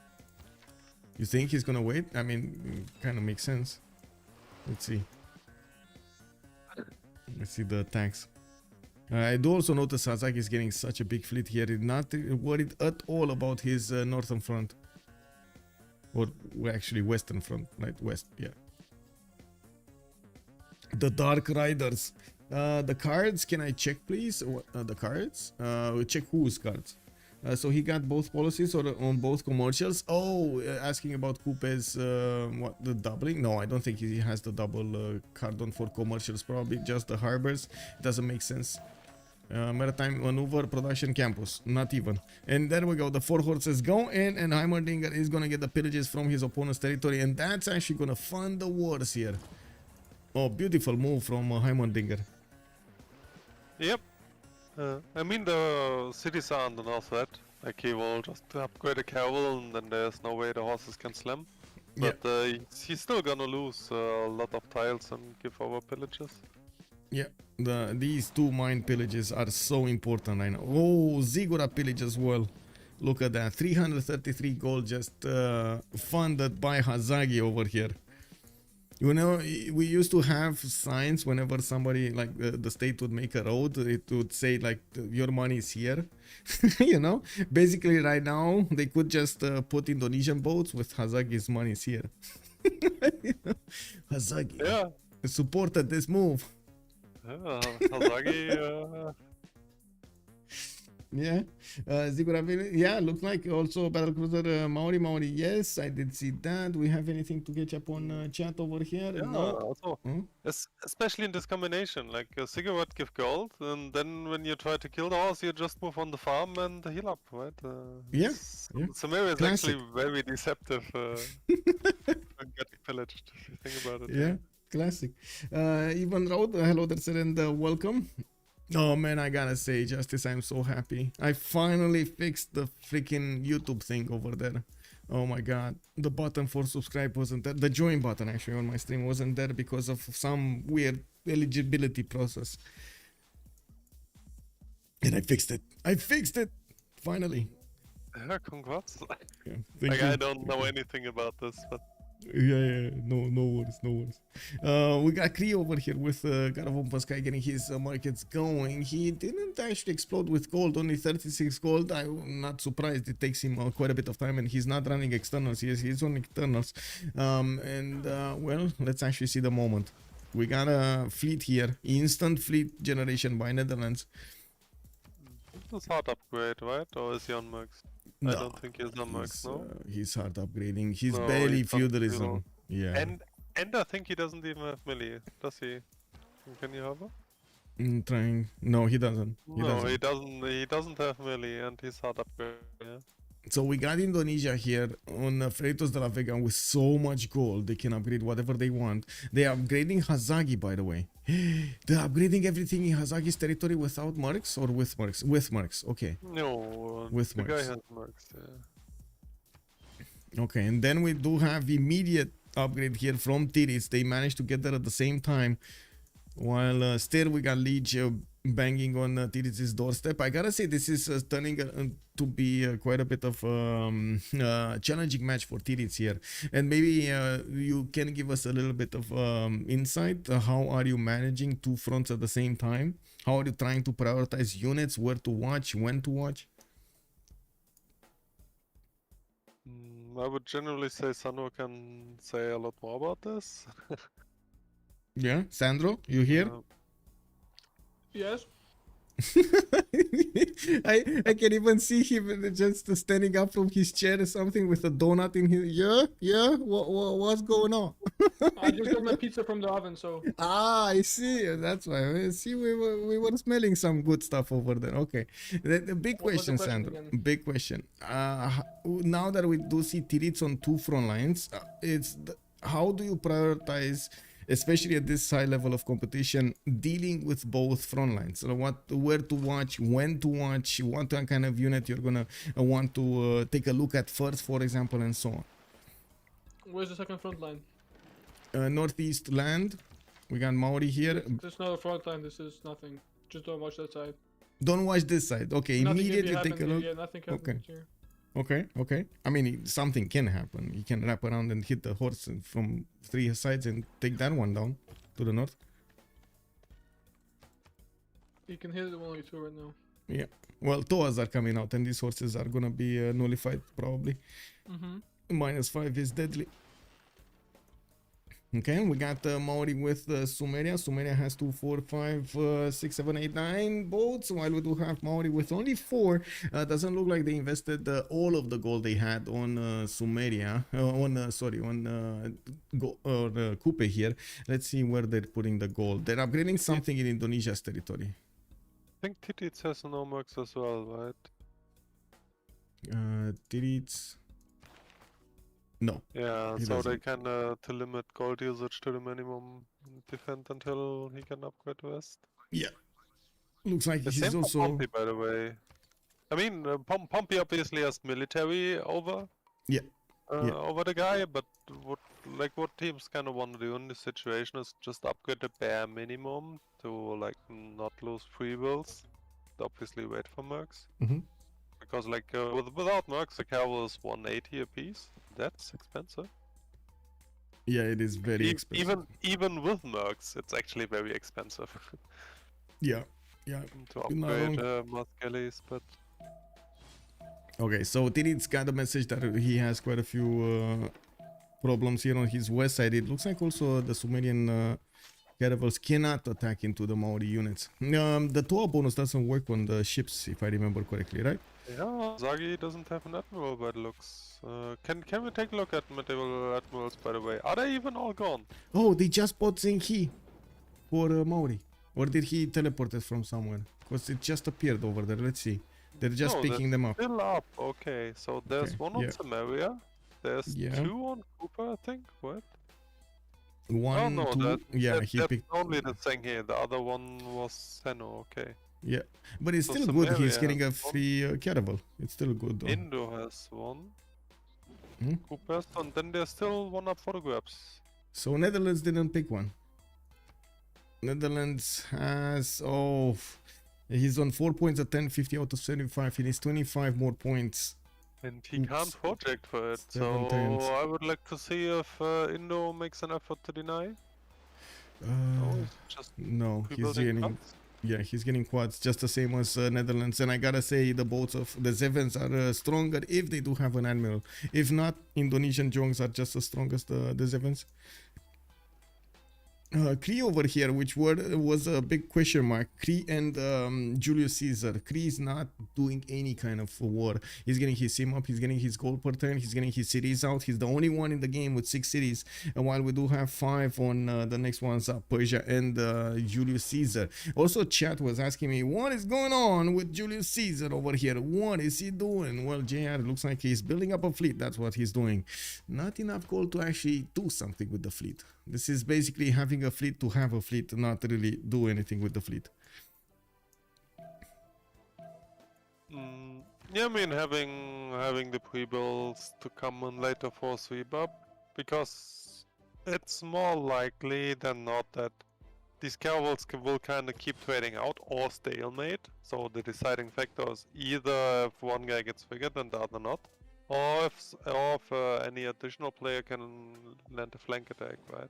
Yeah, I gotta say, looking at what's going on here, I still favor Freritos a lot more. I know chat was saying like Ulyss is gonna have an easy win here, but by the looks of it, if Freritos de la Vega do manage to keep away their opponents for a longer time, for a longer period, they're gonna have free pickings. Like Zulu is gonna IRL himself. This is like, what is he gonna do in the next part of the game? He's 20 and 26.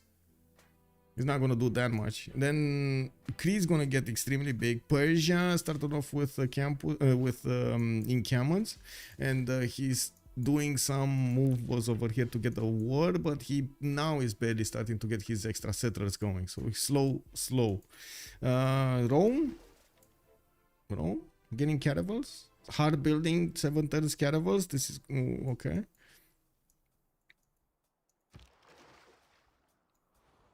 And the Netherlands. Is Netherlands going to survive Indonesia?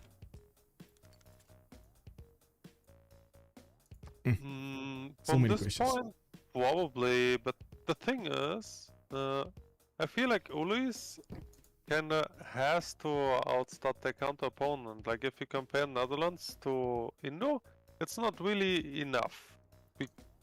Ozagi and Lesh are in pretty lost positions here, so like it's kind of unavoidable that they mostly die. Like I mean, maybe someone can escape or something, but like they won't matter much to the game anymore. Yeah. So it's really up to Fursus and Wom to outsum the other guys pretty heavily, in my opinion. Yeah, that's true. Don't really see it yet. I gotta say, Tiritz's navy over here does look like prepared for anything that Sumeria has to throw at him. While the 4 horses of the apocalypse from Spriggan have actually made the apocalypse happen in the city of Uruk. He got so many pillages over here. Yeah, it's burning a lot. Yeah, and wait, not even one horse died. All of the horses are actually alive here. Wow, one might die next turn though, depending on the first moves.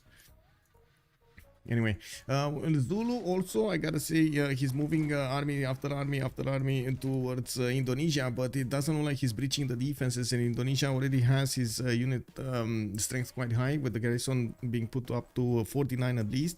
I'm pretty sure he's going to need the higher strength units if he actually wants to punch through the Indonesian defenses, and it kind of feels like the second those junks come out, this push is going to be over until we're going to see something strong to defend against junks.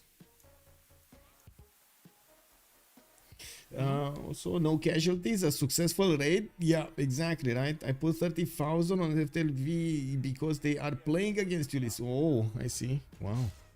The Beasley definitely has some bias over here, I gotta say. Oh, Colosseum on Kree, I see. He's getting it? Yeah, he's getting it. Not a bad 4-city Colosseum. Maybe a 5th if he's getting this one here. Yeah, but I gotta say, it looks like he's slowing down a little bit his development. Of course, yes, Colosseum is gonna be a bit of a sacrifice, but then he's gonna get his yields back. And I'm a bit surprised about the city count here. Looks like Persia is gonna get ahead with the city count pretty soon. Not saying that will translate into actual bonuses, but yeah, he's setting himself up to go against Sumeria with a much stronger army later on in the game. And keeping Sumeria as slow as possible in the science is going to be an advantage in the next part of the game. While Tiritz is jumping up, we do have also Heimerdinger needing more science points. JR to the south, also 60 science. It does seem like Hazaki is in between so many strong opponents here. If you can quickly go back to the yield tab, Yes. just want to point out in food and production, Wom is definitely on a league on its own, right? Yeah, And like this is obviously the big angle Ulyss has here. Like, but yeah, this is Kree, Magnus internals with commercial opening, a lot of culture from his pastures. I mean, this is the dream, right? This is the dream. Gold also coming around from those bonuses. yeah, Yeah. it's usually pretty easy to convert the production and food into stats whenever you want. Yeah, So, like it's not really that visible on the other screen. That's why I want to talk about. Is this actually ancestral or is it Yeah, audience? it is. It's It is. ancestral, Hello there, yeah. Mr. Toast. Good evening, sir. Why only 6 cities? That's our question as well. I'm blaming the 6 cities for the need of an economy, as in he really needs to get more commercials down, and he really wants to get Colosseum, which I tend to agree that will give him a big boost in the later part of the game, through the mid to late part of the game. I guess he doesn't really have that many good cities anyway, but it's still enough place to get another 4 or 5 going here. Honestly, it doesn't really matter. On a Civ like 3, you just put down a city, you put down a commercial in the campus, and you don't need more. Also, talking about campus, there are 2 science airs on the map, right? Like, are there any interesting sources going on? Well, we got Firsos on Bologna, and looks like Tiric is on Mitla. So 1-1. One on each side. Hazagi did try to take this, or at least put 2 of them in there, while Mitla Tiric is contested by Hazagi. Oh, Okay. none of the commercials are sourced. Okay. Yeah, what do we have in the commercials? Not even putting points in them. Wow. Okay, they let them be. Is this a pocket city state? Influenced by J.R. and Heimerdinger. Wait. Yeah, this is a pocket. Okay. Yeah, okay, Banda is pocket, yeah. The other one on the bottom left, maybe pocket This as one? well? Hunza? Hunza? Let's see. Sansa Yeah. Discover? Oh, 2 city states with gold capabilities on we should, Freritos. so yeah, this actually implies we should see GPT favors for Freritos, which is Yeah. not really the case. I think it is. But they're having a different way of how to say. They have a much bigger navy, for example. And remember, they went audience chamber. They did not go Wall of Throne. So we got audience chamber here on Maori, and he's able to upkeep all of this navy without the -1 card. So maybe that's one of the lacking pieces of information that we were missing right earlier. Well, this was the piece of information that was missing earlier. Yes, there we go. It makes more sense. Andrew M, good evening, sir, and welcome. Did Sumeria escape? I don't think so. I mean, no. He's still here. He doesn't even have where to escape. Like, where is he gonna go? To the north, we got Horses of the Apocalypse here from Spriggan. Looks like Hazak is trying to get a settler out from Eridu, but he's gonna be stopped. We got the Navy of Tirids getting inching closer to his borders. Of course, they have quite close enough borders to resupply their Navy, not to mention also choosing to get back the units that are being damaged and repair them, while of course he needs to switch them with higher strength ones. Actually, I want to point out Samaria can be an escape master, like with the Walker taxi. If Zulu manages to make some room for him. But I mean, then again, Zulu's not a safe place as well, so I don't think Hazagi can escape at all. So basically, he's gonna pull a Flintstone over here. Get ready, settler. Let's go. You move with your feet, right? Unless they maybe can find a levy play, I don't think Hazagi can escape. Yeah. What are the Niter stocks? Kubrick is asking. Good evening, sir, and thank you for the question. And Sasso Soboso, monsieur, bienvenue. Let's see what are the Niter stocks here. Get the Dark Age. 1113 1805 32. A lot more Niter on Ulyss. Dark Age question. We got actually wait, we did jump into the next one, and it looks like Dark Age, Normal Age, Golden Age. So JR and Tirids are Dark Age. And Hazagi is Dark Age also. Okay, so at least they're gonna nullify themselves out. Pompey with Dutch, both of them are normal. Wait, did only one make it to a golden? Only Squeak and Golden, wow. What the? Professional gamers. Oh my god, man. I mean, don't get me wrong, it's like in these situations, It's the map. and It's the especially map. on this map, it's really hard to hit a Golden, but double normal. Yeah, I don't know about this, man. We're gonna have a pause of 2 minutes, and we're gonna have the Congress. We're going to need to see what happens after the Congress. Another World of Throne advantage is it gives 2 Niter. Kubrick is making a good point over here. Also, GG before the edibles kick in. Oh my god, you gotta be ready over there.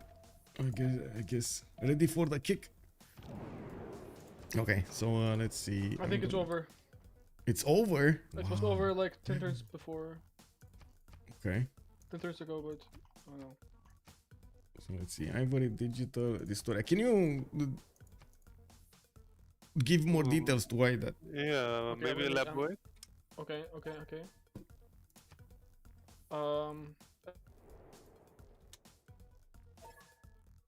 The Ulyss team to all in resources into Netherlands, and Netherlands kills Indo on 7 provinces / caravels, and then they have a chance to kill Maori on frigate difference. 7 provinces versus Maori's frigate difference. That's what I mean.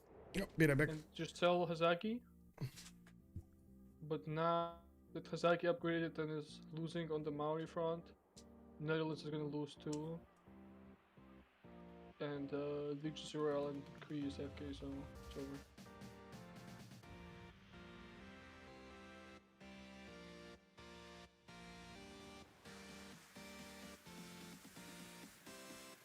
Hmm.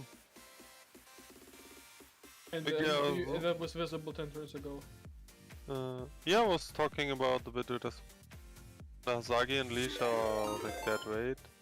So yeah, one Netherlands has to make up with I don't outswimming really know them what Legion heavily. is But doing with the turn 50 catapults, it's too late. I mean, Womom has like double the production of the next guy, which he may eventually convert, but I don't know if enough team is left then. If they just lose Naval, 3 guys lose, so it's over. They had to do something differently. I think what they had to do, like I'm gonna tell you exactly what they had to do to win. So Hazaki just, I mean he spawned Naval so he can do shit, but he has to like Irel Maori maybe on galleys, I don't know, and defend from Persia and Rome. Zulu had to forward settle Indo and do horse spam more than he did right now, and just ignore Maori. Netherlands had to do the city he placed with the harbor, whatever. Don't do the commercial. Do 3 cities on the coast with the 1 more city in the backline. Like the city he settled had to go down. Had to be in distance to cap, so he can spam more. And then he had to do harbor instead of the commercial. He had to chop a project, and then the Kree had to just all in gold, maybe even put specialists in commercials just to maximize gold. Chop all the mazes. Dutch had to go mock for Merc timing. Upgrade the caravels with Mercs. Then the 7 provinces come. He attacked Niter, and he has 3 Niter per turn with Water Throne, so he can't pre-build and upgrade 7 provinces. So that was a mistake. He just had to go straight to 7 provinces. Oh, he has 5 of them, 6 of them, and Indonesia doesn't have a lot of them. Sorry to interrupt, but I gotta say also thank you so much, Boostios, and welcome everybody to the stream. Thank you, sir. A big shout out to Boostios. If you didn't catch his content, definitely take a look at. There's a shout out going on in chat. Snoodle, hello there, sir. Into will die. That's what he's saying. So, Niter is a problem over here. Looks like they're trying to fix it, Sandro. They're fixing it. But let's get the Admiral with the... T-Tiles getting think more there's amenities. Still an Admiral up for grabs, ironically. Like everybody got so caught up. No. Let's have a There's look. no more. Did No more. He got it. Oh, he got it. He got got it. it. Okay, maybe He got it. okay. They have a chance. They have a chance now. Okay. So it's Firsos that is gonna need to start up his attack run on Indonesia, and I gotta say Indonesia here will need a lot of gold. He's defending on land and on the seas, and he just doesn't have enough. Once the walls go up, jumps. he's just gonna go back because Jong walls are gonna one-shot everything. Okay, walls up in Majapa hit. Looks like he also got his Orient Chamber pillaged here. Not that it matters that much. Heimerdinger did go for a pen Russian voice golden age on the west side. Looks like boats from Rome are getting in. We got the boats of Maori closing in to the navy of Sumeria, while Sumeria is trying to get the safety etc. out. We're gonna need to see if show he Dark Ages. Who's gonna get Dark Ages? successfully scanning. We do have Dark Age JR. If you wanna check the +5 card, he doesn't have. Everybody has Wow. dark. Huh? Wow, they took out a wildcard policy slot from Oligarchy. Brick is the only golden. Oh my god. Where is he to monarchy? Where is Oh he? no, they made Next minus turn. oligarchy. Yeah, they minus Yeah, the but- oligarchy. Oh no! Look how that Fine for a looks, couple man. turns, but they get monarchy, so it doesn't really affect. Yeah. And we got also Persia here with 2, 4, 6, 8 cities getting some theater squares going and trying to get that goal for his teammates. He's on, let me see, 55 gold at 10. On the other side, looks like Romrom is the one chugging along 77. But everybody else is I think very 77 low. is so low for Korean for sim. Yeah. Like, I think you should just put the specialists in. Like, I would prefer, if I was me on Korea, I would put specialists in just for extra gold. Like, I don't know. Okay. Well, he does have a decent amount of population over here worked, so yeah. Specialist, just to be clear, specialist in the commercial zone, so you can get your extra gold 4 going. gold per specialist. Yeah. I think if they change, you can check. Artigrun, hello there, sir, and welcome. Also, 300 IQ gameplay. Camriel, good evening, and see you tomorrow. Yeah. Hazak is resparing all pillages. Yeah, he's probably. Yeah, he did. Also, even So Monarchy shot the still have the slot and Turkish +5. Did it get? No, next turn he's gonna get his divine right to plug in the cards. Show us the Netherlands front. It's the frigate. This one? It's the most important front, I think, right now. Banja Mason is down before the walls go up. Okay, so I think Pomp is dead here. I think we might settle ourselves up for a third game pretty soon. I mean, he has 3 caravels. It's not over yet. I mean, he has more coming. Oh, look, by the way, he attacked the scout first. You know why? The super bonus for everything else. No, the scout has more strength than the galley, and the highest strength to get attack first because he has caravels, but galley on top of scout. Scout has 55 or whatever strength. Well, galley is only 30, so the scouts gets attacked first. Lol.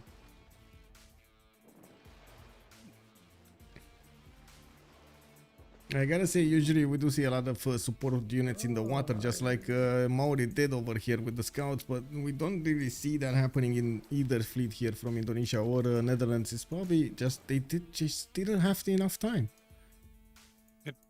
I'm not 100% sure the seal steel though. Like even if Indo may die, Hazagi may so as well. JR also has a lot of peoples and also an admiral.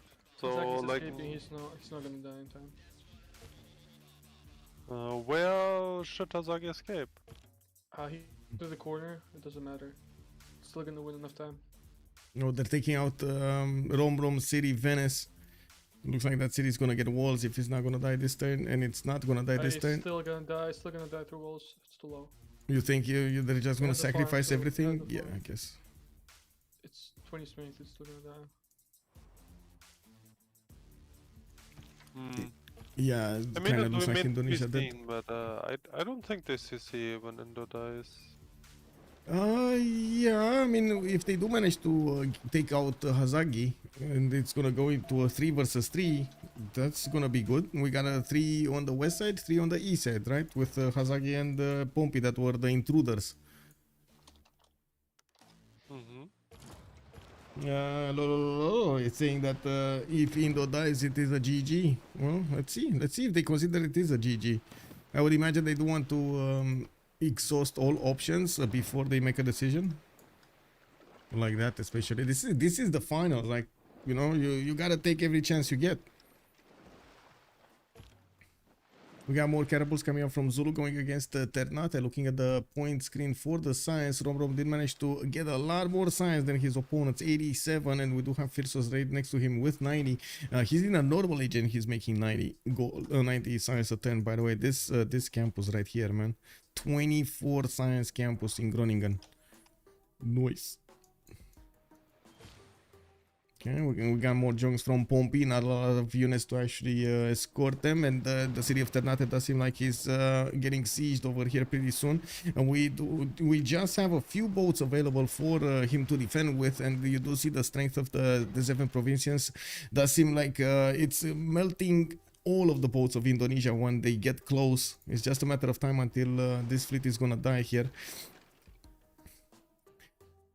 I gotta also point out the damage difference here between the Jongs and their opponents. So full HP Jong, it's 70 against the 760. The 7 is stronger on the defense. Oh no, it's 60 against 70 as well. Never mind. So it's they're equaling out with the escort. Got it. What is it? 45 base on the Jong? Yeah, 45 melee strength based on the Jong with the 7 is on 50.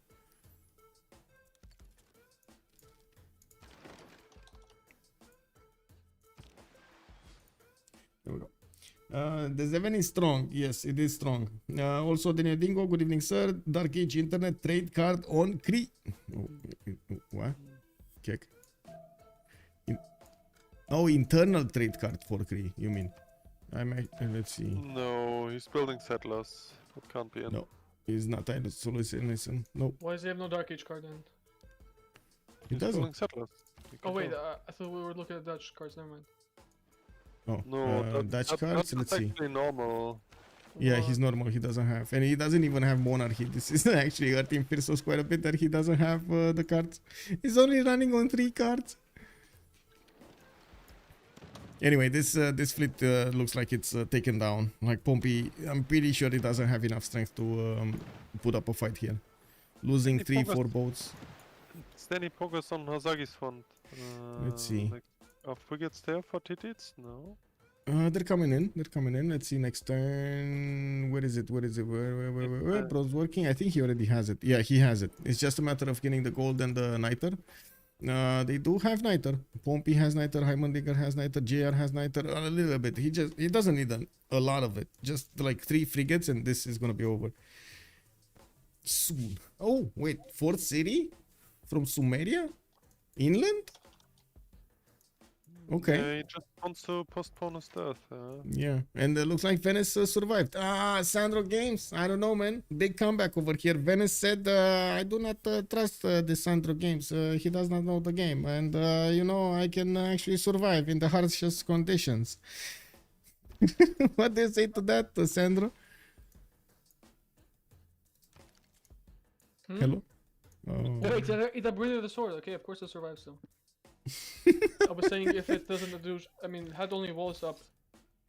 Did this come in sequence actually? Did Venice get it in the same turn? The freaking don't walls know, and I don't then I think it did. No, it was building walls. Like it can't yeah. build walls and something else. I don't know. Perhaps if Persia has stayed on the Hazagi, it would have been a different result. I was thinking maybe a 3-prone attack over here would have been better against Sumeria, but at the same time, a lot of the times when I did ask the players, and maybe Justice and Central Games also can comment on this, the production that you spend from multiple empires to go against one usually slows down the entire team rather than speeds up later or gives an advantage later on in the game. Hold on. Production spent by 1 to Ural, multiple empires. What? No. Production spent from 3 empires to attack 1 is usually not worth it. Depends Versus if you killed the guy or not. depends if you kill the guy or not. Okay, so there is a point in which there is enough production spent that you overwhelm your opponent. There is no, because because the guy can just upgrade. It depends if you caught him with pants off or pants on. Okay. So Yeah, like makes sense. If you caught him with pants off and he can't utilize his team goal to defend and survive, then you kill him, and it depends on how rel you are after that. If you can catch up to the other team, because remember they have no melee. It's 4v3. They're on timer for Congress. Yeah. But it still depends how rel. Like if you attack someone with 3 people, you'll have only 1 simming versus 3 simming. It depends how fast the other 3 people that attack them can catch up. Yeah. Which usually is not fast. If you kill, probably you chopped everything, stuff like that. Usually you don't even get this information if you can guarantee a war, like a total takeover of an empire before you do the attack. So the commitment needs to come first before the information gets available. In this specific case, I also want to point out that Sprig couldn't really stick on him, because on carable strength, there's, like, even with cursors you can't slam into cities. no way he can bring traps around the mountain chain. Like they would take like 15 turns.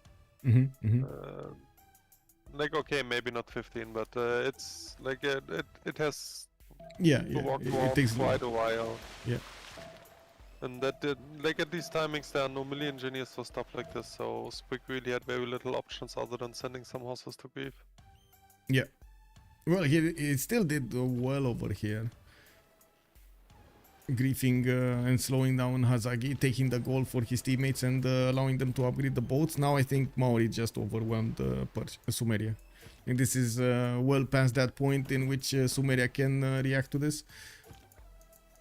So we will see an East versus West by the looks of it. We got Persia here, simming away. Kree is on the other side. I gotta say, Kree does definitely have an advantage when it comes to the simming. Rom with Colosseum, he has his commercials already pumping in his pumping, I think it is. I would argue, I think Persia has a better sim. Really? Okay, let's see the argument. The part that is, he can like spam them, but... Okay, let's see the argument. Come on. Detail it. I mean, look, why is he building Yeah. a theater square in Shahir Ikumis? Sharikumis, yeah, here. Yeah, what is this? What is it all about? He wants the culture. Ooh, Poppy got Pull up the taken middle. down. 4 versus 3. 4 versus Pull us 3. the melee. Theaters on Cyrus are a bit sus. To be If honest. he just did commercials, he would have been like kind of GPT, I think. I think, well, he did a lot of commercials, but he didn't finish them. He did put them down, never finished them. Yeah, I gotta say, knows this that is a you bit need to surprising. Clean up the inland city and a couple of nights and the 2 traps or something to kill the inland cities of Hazagi is now his purpose and is his biggest priority, which is understandable. Mhm. But it's actually very slow. Also, they really have to care that, like, the only one thing, like, assuming they kill Hazagi in a reasonable timing, the only thing they have going for them is that they are probably a bit more relevant than Lash is. So like as soon as they lose that, Hazagi takes too much effort to kill. Ulyss has actually a pretty big upper hand. Yeah. Can you I- check who lost the melee? Who lost the I think it's melee? the biggest- Yes. Is it Maori? Give me a I don't second. think it's him. No, it's not him. No, not him. Okay, Only So- Julius, huh? you think? Let's see. Over No, here. it's not Oh, showing Cyrus. the city. It's Persia. Oh, not Oh, in the No, city. it's not showing the same. It's No, it's not Persia. Persia. It's Julius. Okay, It's actually JR. But that's bad because Julius is gonna need to fight. He's 100% gonna need to fight Netherlands. Like, look at all of these boats are coming in from the east to the Netherlands will west. outspam frigates, which is Yeah. really good. Yeah.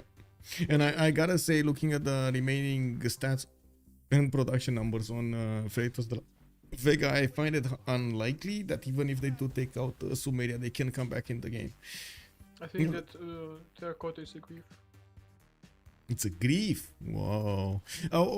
Before I actually lose my thought over here, I do want to point out during this weekend we talked a lot how in CPL, for example, we do have, of course, the no quit main rule, and also we this is one because a lot of the times the players do want to experience this resistance from their opponents when they are playing. So you do actually get better at the game. You do actually influence until the last moment the game, and this is a perfect example of what happens when one player cannot defend or defends less than his opponents are gonna defend less. 3 versus 1, both sides. As you've seen, Pompey died first. It gave a significant advantage to their opponent's extra military alliance here. Somebody lost it on the way, and it was Julius Caesar.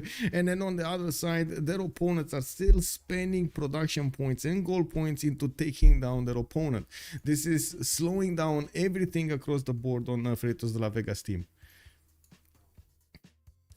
Ulyss got this. They'll win. Ave Machiavelli is saying, yeah, it kind of seems like they're gonna win here. How fast can the Dutch fleet rescue Hazagi? Well, I think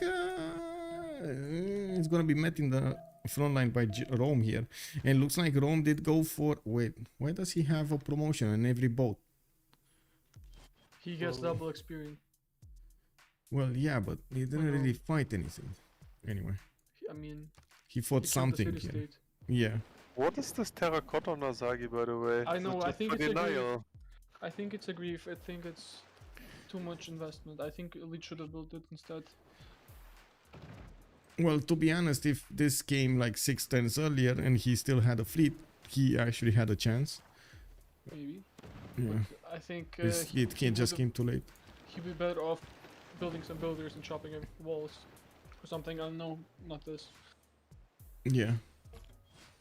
Yeah, it looks like slowly it's cleaning up Hazagi here. Uruk and Shurupak are gonna be next. Shepard is also being taken on by Persia. And yeah, we are seeing the slow demise of the Sumerian Empire. While I do believe Freritos is actually trying to get as much wind on his sails as possible to get to Mauri and get to Rome. What is he gonna do here? We got some caravels, we got some traders, hard building, the Zevens, okay. I guess they don't have more space for Niter anymore. Obviously everybody have big time struggle on Jeep on gold as well. So, Yeah. like it's not that easy to just buy quads and upgrade like it is in 66 teamers or something. Yeah, for sure, for sure. This is He still has enough to build them. Upgrades are like 60 or 80. I think it's 80 gold for it. Is that implemented? I'm not sure how much is it, and I don't see a quadrim to actually take a look, a quick pick. Maybe it's also just a case of like he forgot to give his Niter away one turn and then just I think got that's the upgraded. case. That happened to me too. In the first Yeah, yeah, I for think sure. that's the case. I mean, he has 40 Niter. It's not like, you know, he can easily give it away. It looks like Hazagi doesn't have any Niter. Maybe give it to him. it He's gonna depends, die right? anyway. Sometimes you just forget about it, sometimes the teammate doesn't accept the deal in time, and then you just gotta frigate and build queue and can't fix it. So. Yeah, true. I'm also thinking Netherlands is quite comfortable with the amount of boats he has to go against Maori here, and they're also quite experienced. They did get level 1 promotions, level 2 promotions there, so I would imagine he's fine. Okay, looks like Sipar is taken down. Uruk is also going to be taken down. Shurupak does need to lose its walls, shed them, and while we do have Persia with a trebuchet helping him out to shed those walls there. Ooh. The fact that CivFR actually dies to horses is pretty huge here. Yeah, I mean, guess- Persia didn't even need to upgrade them, right, into Corsa. Yeah, if CivFR had walls, Sasagi would probably live like another 5 turns at least. Yeah. I think more than 5 because. Yeah, at how did least. he die? No, yeah. At least. I also want to point out Freritos' production is on 108, while we do have JR on 98 and Tirits is on 76. It doesn't really have that much of an edge here against Freritos. They don't really have much of an edge He against is not Freritos. ready for this. Yeah, no, he's not ready. He's still deployed on the west side. He's still, and this is something that they see, right? They see next to Sumeria's territory all of the boats of Tirits. Yeah, he has to be deployed quickly. One danger though is like, Yeah. if Freritos gets a bit too cocky and JR can pull off an unexpected flank. Yeah. Like even if he has no melee, if he gets into the backline of the 7 and can just suicide slam. Like it really comes down to the His one 7 move, is in my so strong opinion. even on melee strength. I don't know. Yeah, it is. That extra 5 strength is insane on the Can D7. you hover over? Yeah, seven? I'm trying. Let me see. Yeah, Level 1 it's frigate. fast. It's a 71 versus 55. 2 shot. No admiral. Oh, no, So no what- admiral here. Let's see. 71, So there 60. we go. Yeah. I guess it's a 2 shots too, so I don't know. Yeah, I Yeah. mean, I'm just saying it really comes down to war Well, moves. I this is a don't think level it's 1 decided. caravel. If we take a normal caravel, it's 3 shots. Yeah, see? It's very early. Yep. Early Uh, battle. Thank you for the follow, Vidovi. Much appreciated, sir. Also, good evening, ma'am. Fire Tiger Page. Hello, how are you doing? Glad to see you. It ain't over until it's over, the Beasley is saying. Yeah, we need an Xmas miracle. Oh, we do. And look at this. Leech actually pushed through Wanganui already. Tirits is defending furiously with one of his level 2 crossbows, getting a level 3 there. He has Victor inside of the city, but he's losing unit after unit. Oh, this is I gotta say, this is a bit of a disaster here for Team Freritos de la Vega. Ulyss showing up with their ace strategies, managing to snatch a victory. What I'm saying, I'm guessing we're very, very close to a victory here. I gotta say much respect for Freritos de la Vega for trying to do everything they can to get back, claw their way back into the game. What do you think of JR's ability to defend on the sea? I mean, with a level 1, it's pretty good, but we'll see. No Admiral. Yeah, no Admiral. Can you hover over caravels of Netherlands with the JR caravels? Caravels with Julius Caravels or Yeah, Julius caravels or with the Netherlands caravels. 7170. Yeah, see? Yeah. It's not that good. And Just the level down. 2s. Yeah. I mean, Julius doesn't have melee, right? Yeah. So But who's yeah. gonna lose melee after Hazaki dies, I wonder? If it's yeah. Netherlands, it's over. That's a very good question, but well- it's still a bit of time until Hazaki dies here. These walls are not easy. No. Wilhelmina definitely wants trade alliance with Kui, so Zulu is probably with Kui and Wilhelmina then with Hazaki. Oh wait, actually this would be really bad, right? Like if Wilhelmina loses it?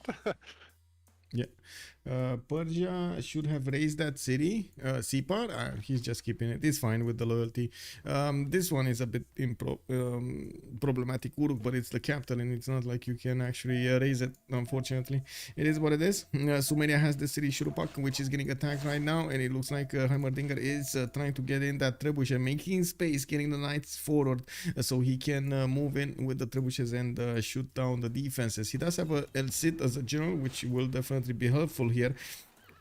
And we do see Sumeria is trying to defend himself with his own knights, buying them immediately. Look how much gold they're actually giving to Hazaki here.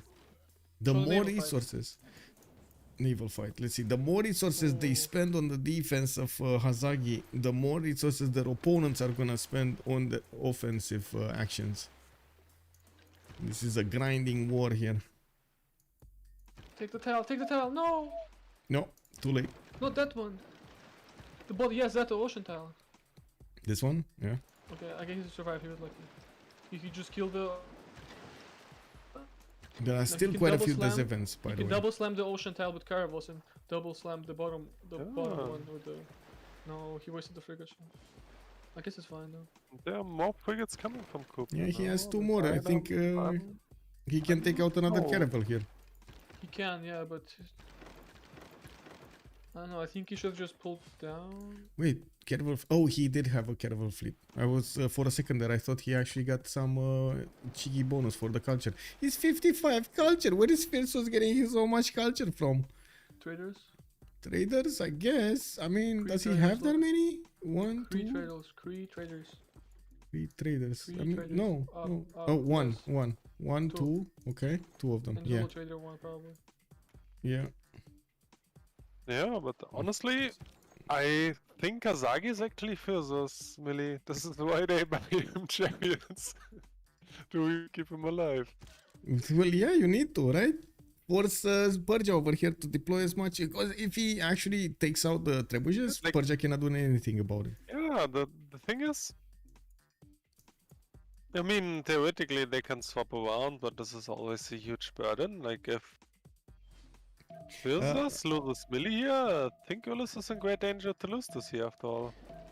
Yeah, we don't know Androm, who has a military with Hazagi. Also, I did answer that one. I wish the Civ minimap would show units. Bob makes cool plays. That's a good point. Yes, Uki also good evening, sir. Is Sumeria cities in frigate range? No, it's not. Actually, it is in frigate range, but unfortunately, I think it he could has just drop his hills. cap this turn. Can he? He should. Could Mm, if he could have. But I don't think if it's worth it because of the liberation. yeah. Also, he needs to deal with Rome fleet before it gets too big. I don't think No, they but- can afford to lose units here without trading them. If Maori had Warlord Throne, I would have definitely dropped the cap here, even if I lose a bunch of boats. Yeah. But he And- has audience chamber, so I don't think it's worth it. just to give a little bit more detail, while what we refer to trading, or what I would refer to trading, is whenever your opponent unit dies, but also your unit dies. So basically, you spend one unit to take out a unit. Just the same as in other games, you do see the same thing happen. It's a lot of the times it's a trading game when the war starts to break out. To win the war, you just need to trade better. It is what it is. Maori frigates needed against Hazagi need to finish that job first. You cannot get them.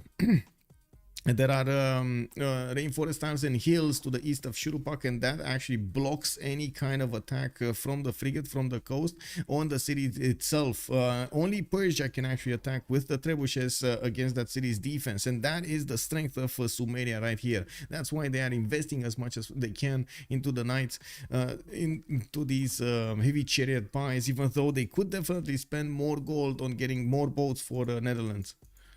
The city is actually so illegally safe.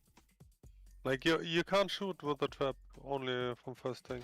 Yeah, You can but shoot I from the mean, coast. what's happening in the Navy side is one thing. The fact that Zulu is going to come in with the Corsair Corps and Trebuchet Corps and all of those good cheeky units that Zulu will get, this is, I think, is going to break the camel's back here. If, of course, He's gonna Firsos get is... Giga first move. He's gonna get Giga first move now. I do want to say the makeup of the boats here. Maori has a lot of frigates, while we do have a lot of caravels on Rome. Usually you do want to move the caravels, or you want to synchronize your moves between the caravels and the frigates, so you don't allow your opponent to attack into your frigates.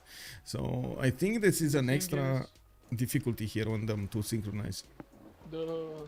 What's the name? Freritos is on a timer now. Because of the science difference. For the they're on science timer. difference, They yes. have to push. Yes, that is true.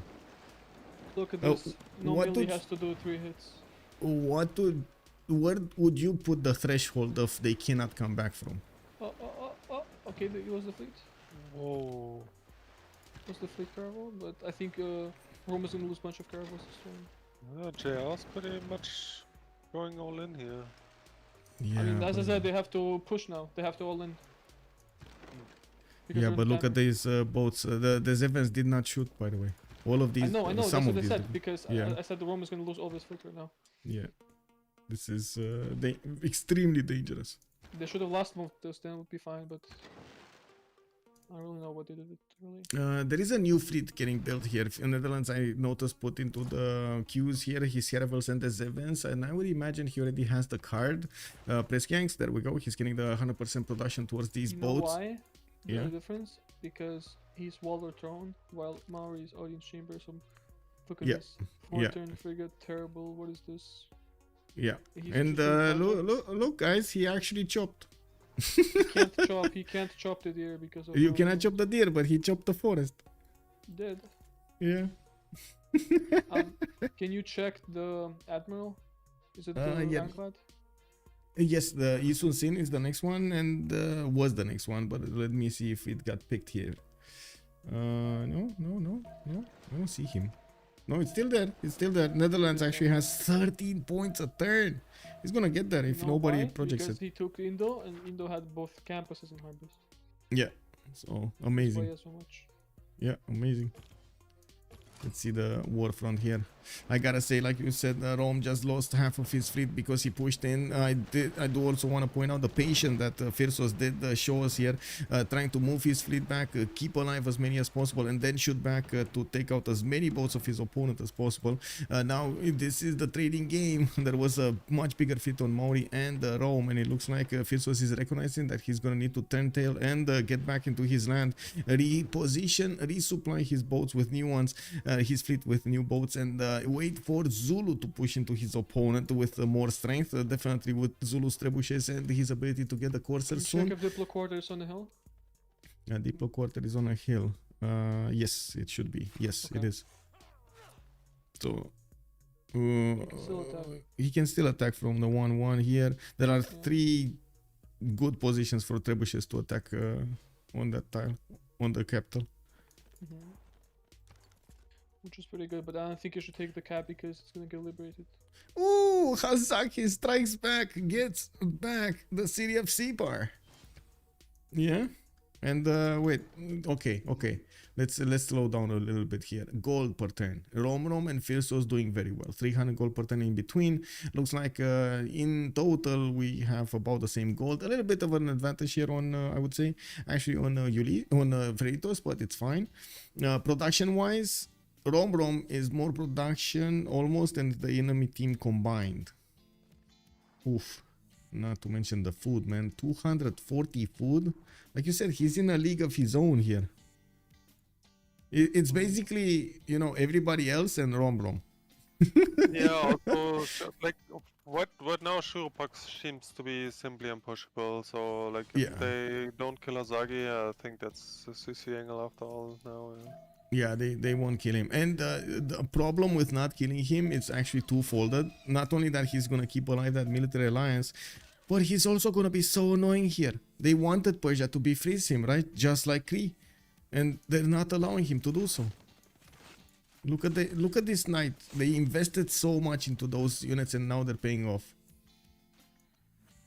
Nice. Let's see the coastal warfare. Looks like we got Freritos separating his boats, trying to get as many out as possible. Also uniting with the other fleet he has, the other boats that are coming in.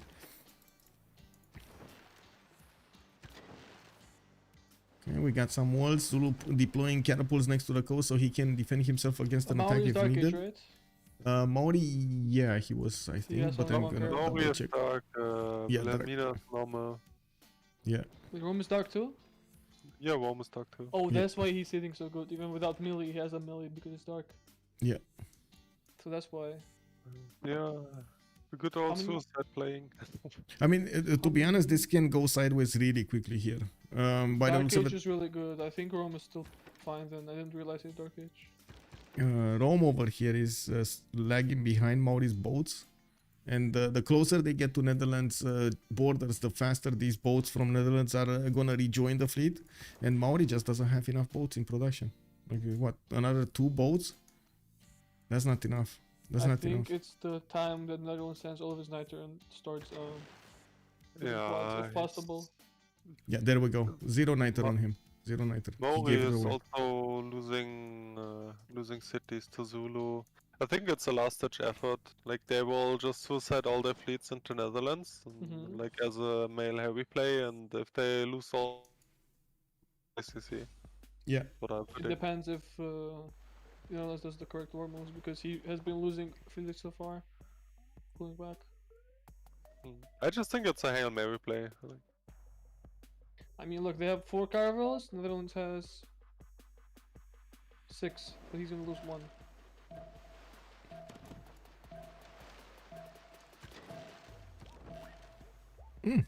Actually, the frigates of Maori here hit hard. 75 against the 60.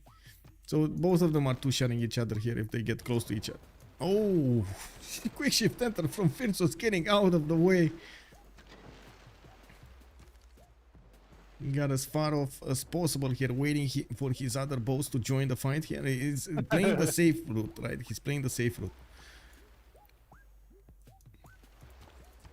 Do we have another Congress in 3 turns? And I did notice quite a few of them are actually getting their heroic ages. Liege is going to be heroic. We got Sasagi going heroic. Oh no, he's not. He's actually going normal. 71 needed for heroic. Romrov going to get his heroic. And it looks like Freritos is 9 points out from getting a golden here, unfortunately. Heimerdinger going Dark Age this time. Tidits is going to have 2 points to get his heroic age, while JR is over the necessary points to get his heroic age. JR here with also his hard building of boats. He still didn't get the harbor out from Rome, and he did put down an industrial zone to the right side of Rome here. Okay, well, I guess we do have 1, 2, 3, 4, 5, 6, 7 production centers on one side, while Netherlands is on 1, 2, 3, 4, 5, 6, 7 on the other side. 8 if you take into account Zulu. Yeah, well, it is what it is. Zulu's Yeah, the units cannot be villages are gonna stopped here. huge. Yeah. It doesn't look like there's any kind of defense they can put up against Liege. And now we do see 2 different scenarios played out by Zulu on this map. And I gotta say, what are your initial impressions of Zulu's performance on this map? Total irrel warfare here from Leech, I gotta say. I don't think Netherlands can build quads because he has nitro improved. Oh, well, he's hard building the sevens. 4 turns out Yeah, from he can't. Utrecht. He can only buy quads, Yeah. which is kind of expensive because 1-3 upgrades. But I think with Ironclad, he has way better chances of doing this. Look at this.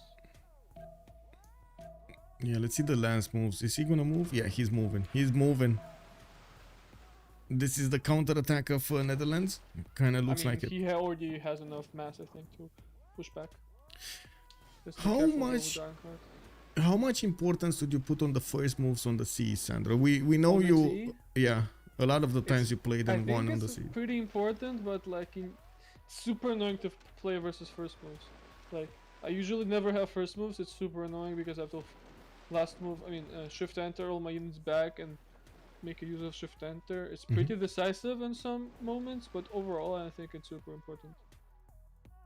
Do you have some rules that on the naval fight that you always try to get to, Like, like what do you make a mean? line, like a support units, like You need try support to use units, chokes, you need- fight in your depends on lands, the- closer to your lands, get the. It depends on the position overall. Okay. I also like to throw in, it really depends on the amount of units you have. Okay. Like at least from what I've experienced, like honestly, it's obviously good to have first moves, but it's really just a lot more about like identifying the situation correctly and knowing when to be decisive and all-inning and Yeah. and like you actually have to queue like if there are 20 plus boats on both sides, you have to do so many moves and it will get messy almost always somehow. Like the more you play this, the more experience you have with it, the less mistakes you make. But to a degree, it will always be messy. I think. Yeah, but I agree. But there's so much happening in the moves and counter moves. So like usually, who knows what he's doing? Like being like just pick the right fight. It's really so much more important than having first moves, last moves, or shift enters and stuff like this. Knowing exactly where's the weak Well, I link can in tell your you one opponent. thing: if you never let your admiral get sniped, it's the worst shit that can happen. Yeah, that is. I feel you felt that in reality, Sandro games. I mean, you, I had you that have happen to me a couple of times. Now I always pay attention. But against first moves, the problem is like even if you like try to like shift enter back Yeah. and stuff like that, the thing is sometimes he can catch you off guard and take some armor back, which is really annoying. Yeah, good. Greg 242, thank you so much, sir. Greg He needs to be careful about Ironclad, please promote it.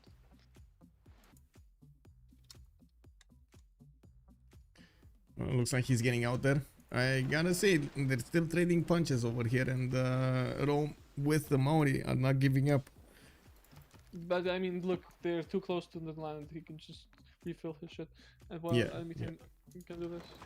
Yeah, that's exactly what he's doing. Even chopping out caravels from his lands.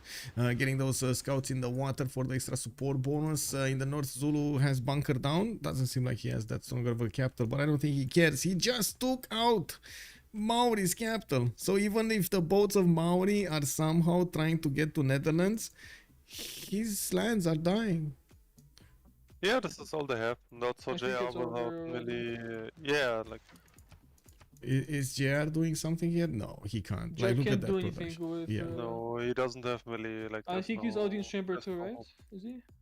Yeah, everybody is what is chamber for That's some how reason. to identify the problem. Yeah. I see the problem. Yeah.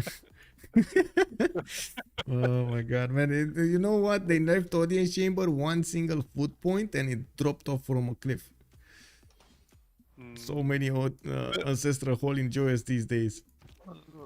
Honestly, I think even like what these nerfs do is make people consider like the last nerf is usually not even really needed. Like, at least in my opinion, like audience was by a lot of players just always an autopilot decision. Yeah. So like the other things just didn't get the attention they deserved. No, I think the main thing was that the Magnus nerf. That's why people don't do Audience. Because if you go Magnus first, you need to waste 3 promotions and then you get Moksha, that's 5. Yeah. Which means you have only 2 governors. And Audience in 2 cities is not worth it. Well, yeah, but how many people do you know who actually play Magnus 3 on competitive gamers? Like, everyone was just production promo anyway, because the food promos wasted on usually housing cap anyway, no? Not really. I mean, if you go before, it used to be if you go Audience Chamber, you get the food, you get the production. That's why it was so good. Oh man, I was just watching how Rome's fleet just disappeared over there. He tried to attack into one Dutch caravel. The caravel survived, and then Rome just lost his boats. Yeah, it's CC o'clock. So that's basically that last ditch effort. This is their army right here dying. There's like no more army. Maybe we got Maori here with a few units. Sumeria has an extra city. He's even, look at this, man. He's not even caring that Maori has his capital. He's just swimming around him. He's like, yeah, bro, I'm going to take that back. Don't you worry. I'm going to multiply my citizens. Just going to take it back. It's fine. Okay. Let's see Persia here. What do we have? 2, 4, 6, 8, 9 cities from Persia. While I do want to say, Kree last turn went over the production numbers of his opponents combined. He's 315 production, 205 science, 94 culture. Actually, wait, is he? Oh my god, he's almost the science of his opponents combined also. Wow, and almost the gold combined. 326 gold. Okay. I mean, it is what it is. We got the heroic age on him. Freritos is going to be golden age. We got heroic on JR and heroic on Tirits, and this is the time usually when the players do have a little bit of moment to take a look at the map and take a look at what their allies are doing to make a decision on the World Congress. We got a few seconds to go, and we're gonna have 2 minutes as a pause. What do you mean? I mean, it's 3v4. The Congress is over. Yeah. Is You the think? Naval over? I mean, think it it's kind gonna of be feels CC like maybe? it kind of feels like it's CC Congress maybe? CC o'clock. Yeah. Kind of feels like it. Anyway, we'll see. Let's go for bridge time. Who has Hunza? Military. Who has what? Hunza. Hunza is Heimerdinger, Spigen. We go for military. It's Engazarkamo. I don't think nobody cares about Engazarkamo. Actually, no, he does. Wait, he does. Let's go for religious. Hello. Bridge. Religious. Yes. You. Let's go. B. There we go. Okay. Well, 2 minutes as the pause. If you wanna, feel free to talk with chat and so on. To move.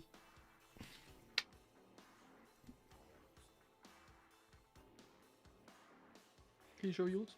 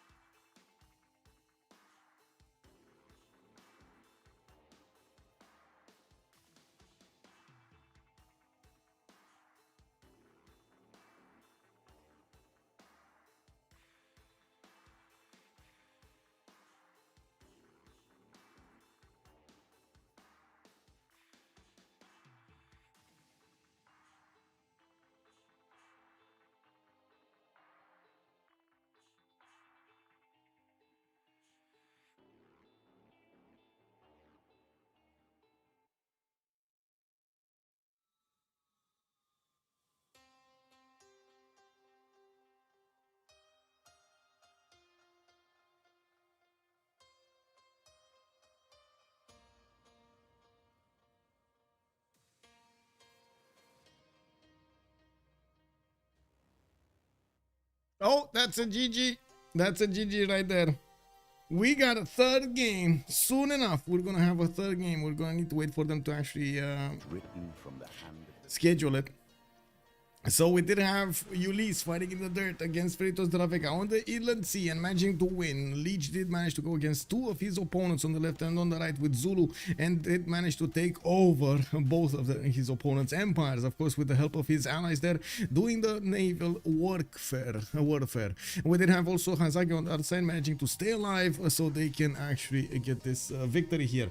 Now let me switch channels. I'm not sure if you can join us, Sandro, if you do want to join us, or Justice, but we're gonna go over on the CivFR server, and we do need to see what do they have to say about this game over here. What were the problems? I do have to mention we're in the Francophone community. We will hear them speak primarily in French, because of course that is their mother language, and it is much easier for them to do so. We also have quite a few known streamers, French streamers, and I'm pretty sure they do want to have that ability there. So let's jump in, let's hear, and if we do have the chance of asking a few questions or making a comment also, that's amazing. If you do feel the need to also comment in chat over here, feel free to translate for us if you want to. I'm not that experienced yet at French, so I cannot really translate in real time what it's talking. Maybe I'm pretty sure I can actually do some translations in writing. Talking is a different problem. Anyway, let's get it. Prod. Je ne posais pas mes quartiers. GG, well played. J'ai rush les banques, enfin j'ai vraiment fait... Enfin, c'est ce qu'il faut faire de toute façon sur cette map. Oui, oui. Avec moi, ma B2, je devais acheter une 2 ou le campus. Ah, mais on a vu, acheté le hein. campus, et du coup, je travaillais une 2-1. Ensuite, j'ai travaillé une autre 2-1. On a vu.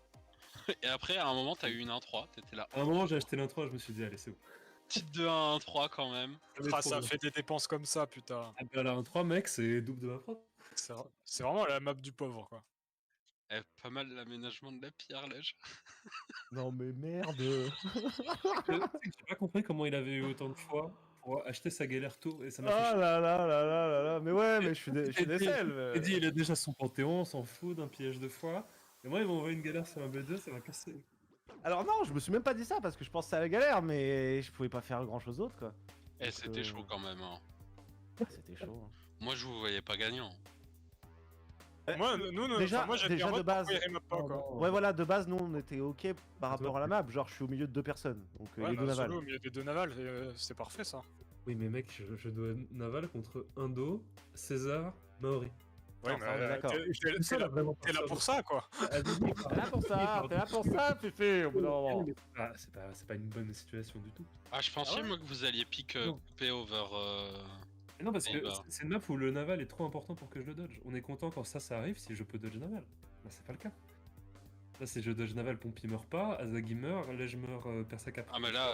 Mais si on le gagne, le naval, c'est bien aussi, hein, même si c'est pas le point de base. Hein. Oui, mais Là, on est vous obligé de pouvez gagner le jamais naval le dodge. en V3 du coup.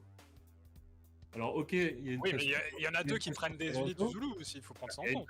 Il y a une pression sur Indo, mais il n'y avait pas spécialement de pression sur Maori, enfin il y en a un moins. Bah, on manquait de strat, c'est et ça, y a pas c'est de un des problèmes. Parce que si on a plus de poneys, je pense, là je mets plus de pression encore. C'est vraiment pas win. Non, c'est pas win, parce qu'on a des trucs à jouer. Enfin, je pense que la map est jouable, quoi. Elle n'a pas avantageuse du tout. Ah ouais Juste ton... Ah, ok, c'est marrant, j'avais cette vision. Notre plan de jeu est simple, mais pas... Honnêtement, en tant que spectateur, il y avait des avantages et des inconvénients des deux côtés sur la map. Hein. C'était... Oh, les poneys de spray, gros, ça... je pouvais rien faire, j'avais juste des archers et des charlots, il y a des poneys générales dans mon land, je ne peux pas les les écoles tuer. T15. Bah, T15, j'ai je dit... arrivé, mais au J'ai début, quand dit je vois Spring, il va tuer Taruga, il va faire le tour au nord. Et je me suis dit, pas ah, ce que il y a je le char lourd de Azagi qui va les voir. Et t'as fait revenir exactement au même moment, t'as fait revenir ton char lourd pour escorter un bat sur un chop, je crois. Si ma mémoire me trompe pas. Et du coup, t'as pas vu les poneys arriver. Ouais, mais si on GG les gars. ça GG. Well played. Si je te laissais settle la côte, tu la settle là, Xavier? On a dû, Donc, Why did you go commercial? Si tu me laissais te la côte, non, je voulais une lande, moi. Ah, ok, Ah ouais. ok. Bah oui, c'est plus simple à défendre. Moi, je sais que je suis en IRL, donc je voulais pas aller sur la côte. Avec ma troisième ville, j'allais la garder pour pas me faire tuer rapidement. Freritos, why did you go commercial? Mais Oh, Freritos, go commercial. Ah, fair shot. Dutch. He almost missed the admiral. If he missed the admiral, it was GG. I was like, oh my god. Ah, good job, ça va. Yeah, I went commercial on this city to boost mathematics and have it discounted. Like, I I don't have know, zero I discount if I go harbor. I think it was grief. T'avais No, plus it was pris. good. Because it was too scary, because if you get Admiral denied, I think it was GG. But I could buy it anytime. With I faith. just didn't. Yeah, no, with gold it was like 400. No, I think it still was scary. I don't know. I harbor this game. Like I couldn't at all. Maybe with the scientist, but. Yeah, I got it. That's Oh, why you got I- the scientist. That's why I have a harbor in Rotterdam. Ok. I did Euh, it. Qu'est-ce que vous avez... Pourquoi vous avez pas remap? Vous vous sentez bien sur un map? C'est quoi vos arguments? Parce que nous aussi, on avait des arguments, on a été un peu étonnés de ne pas pouvoir remap. Je cite. Non. Leech asking why did they remap or not. Je cite le yaourt. Zulu sur la côte, Zulu Cap Coastal, il va Why rien did they faire, not ou do un it? truc Pas comme ça qu'on a Ouais. dit, on a Jules César qui a un bon spawn sur la côte. Qui... Non, j'ai un spawn bien pour rush caramel, Oui, sauf c'est qu'on ça, map pas mes caramels du coup. So bon, Coupe was coastal, it was good. We On a have le Jules qui a Caesar, that relativement un was spawn also de good. merde. Même s'il est entre nous deux, il y avait des arguments pour ne pas remap. Ouais, moi- Ah ouais, bien sûr, bien sûr. Mais Je pense que pour nous, sur la map, il y a, je sais pas quel score il y a, mais les games se ressemblent pas. Pour nous, il y avait autant de chances que les deux équipes remap ou remap pas. Hein. C'était. Ouais, ok. Genre, d'un côté, il y a du setup de trade, de l'autre, il y en a pas, mais il y a un Zulu au milieu de Civ Naval, il y a un joueur de chaque côté qui est isolé. Enfin, il y avait vraiment des arguments d'un côté comme de l'autre pour C'était pas écrit le remap. de trade. Ok. Il y avait aucun Je tradais de avec trade. le Maori. Je tradais No, avec they le- have traders, they had good Oui, alors, spawns, and they didn't have really enough ça va, information ça to va. decide Voilà. if they should or Non, not. mais tu vois, à terme, genre par rapport au placement, si vous tuez pas Azagi, vous avez pas de setup de trade, tandis qu'en face, à terme, le CRI et le Pays-Bas peuvent trade quoi. C'est marrant parce que César et le Perse peuvent trade quoi. Donc, bon. Ouais, mais ça traite pas aussi L'argument bien. n'est pas très intéressant. En quoi. interne, c'était beaucoup plus intéressant pour nous. What's my favorite map type for 4v4s? I would say something like Pangea. Pangea Classic Ridges is probably my favorite. It has such a good balance between doing warfare from the relative beginning of the game till the end, and I also get the chance of talking about the simming that is being done all across the map, and of course how the players are getting to use their bonuses on the land, adapting and everything. Et je parle sur la suite de la game, tu vois, sur ce qui peut se passer. Genre. Yeah, it was indeed Galoni a close call to remap or not remap Et this. de chaque côté quoi. Moi, ce qui me faisait peur, c'est Très bien, que. hein. On l'a vu après, mais par rapport à notre plan que l'Edge envoie des unités partout, nos strats coûtent cher pour les avoir. Par exemple, c'est des poneys Ring 3, des trucs comme ça, on a dû payer cher en early pour essayer d'avoir un minimum de poneys, et même malgré ça, on en a pas beaucoup. Quoi. Là où en face, j'ai l'impression qu'on en avait deux, ils en avaient déjà 80. Quoi. Donc, Non, on les a eu après vous les strats. Non. Vous en aviez plus au début, vous en aviez plus au Il y avait début. 40 quand on en avait 0. Quand I didn't get the beginning of the synthesis, I chez don't know Lando, il y avait exactly déjà what. plusieurs poneys sur le terrain, ça se voyait qu'il y Un avait poney peu de peut-être à faire. Poppy. Il y avait un poney, il a refait un poney quand il y avait un deuxième poney, il a refait un troisième poney quand il y avait un troisième poney. Ah bon. Mauvais plan de jeu là. Et en early, il y a un truc qui a joué en votre faveur, c'est qu'on sait pas. I'm guessing they're talking about the horses here, the horses on safe vis-à-vis des settle et des gold. Azagi and on on va vraiment se permettre d'acheter des battes ou des ring 3 pour taper des Indonesia. strats sans savoir où ils sont. Je pense Il cherchait une CS à tuer, mais bon. Jamais je t'écoute, hein, je cherche. Eh gros, c'est pas de chance, c'est tout. Enfin, frérot. Les positions, je pense, étaient un poil meilleures pour Ulyss, mais les yields en early étaient un poil meilleurs pour Freritos. They're complaining about the lack of strategic resources. Oh, yeah, we did point out that from the beginning they really have the lack of resources, and Niter also. Anyway, I gotta say, I'm gonna stop it here. I can send you to Legion stream and you can watch it from there, or to the Storia stream. I don't know, any more after the game over here. Thank you so much for everything, and I do hope you enjoyed your time with me and with Sandro Games and Justice tonight. And I do want to thank them especially for joining us on the stream and giving us the readout about what was going on and what is happening in the players' minds. Thank you so much also for the follow, the truthful, much appreciated, sir. I'm looking for a game tomorrow, but I do want to wait for the schedules from this, the finals, so maybe we can get them. If not, we do have in the CPL Premier League tomorrow a few interesting games. I did notice 12 plus, wait, the 2 playing, right? It's 2 playing tomorrow. Give me a second. I'm not sure if I actually did enlist or not. I don't think so yet, but anyway, in the schedule we do have the D Sharks going against Team 2 on Thursday. That's what I was remembering. And okay, we do have this one on COC versus Civ Australia. This is wait, Tuesday, what, load kick, I understood it's Wednesday, not Tuesday. Wow, okay, kick, this is Vega. Anyway, anyway, wasn't this Wednesday scheduling? Kick. Just go for tomorrow. Let's game at all. Saturday, Wednesday. It's Wednesday. Okay, never mind. Whew. My God, I almost had a heart attack. I don't know if you guys know, but it is meaning so much to me to have, like, it means so much to me to, if I go for something, actually do something that, oh my God, making a mistake like this would be, I would be killing. Oh my God, man. I would be like ripping my hair off over here. One at a time if I would have done this. Anyway, I will do it. It's fine. It's fine. It was just a typo, and we do have a Wednesday fine. Whew. So tomorrow, COC going against Civ Australia. We do have it Wednesday. It started off at 1800 GMT, if I'm not mistaken. There we go. It is 1900 GMT actually. So definitely a good one. Thank you so much, Shipley45, for the follow, much appreciated, says. Thank you so much also everybody for the subscriptions, for the subs, for everything. Now I did notice on YouTube, finally we got that join button, and I do hope you guys are gonna how to say, start joining over there. And I understand YouTube is actually giving me a few gifts for you starting on January. So let's take a look over there how YouTube is gonna evolve. Thank you so much for everything, for the follows, for the subs, for the likes. Leave a comment down below in the YouTube chat. Don't forget to like the movie, and of course subscribe to the channel. Have a good evening, everybody. Bye bye.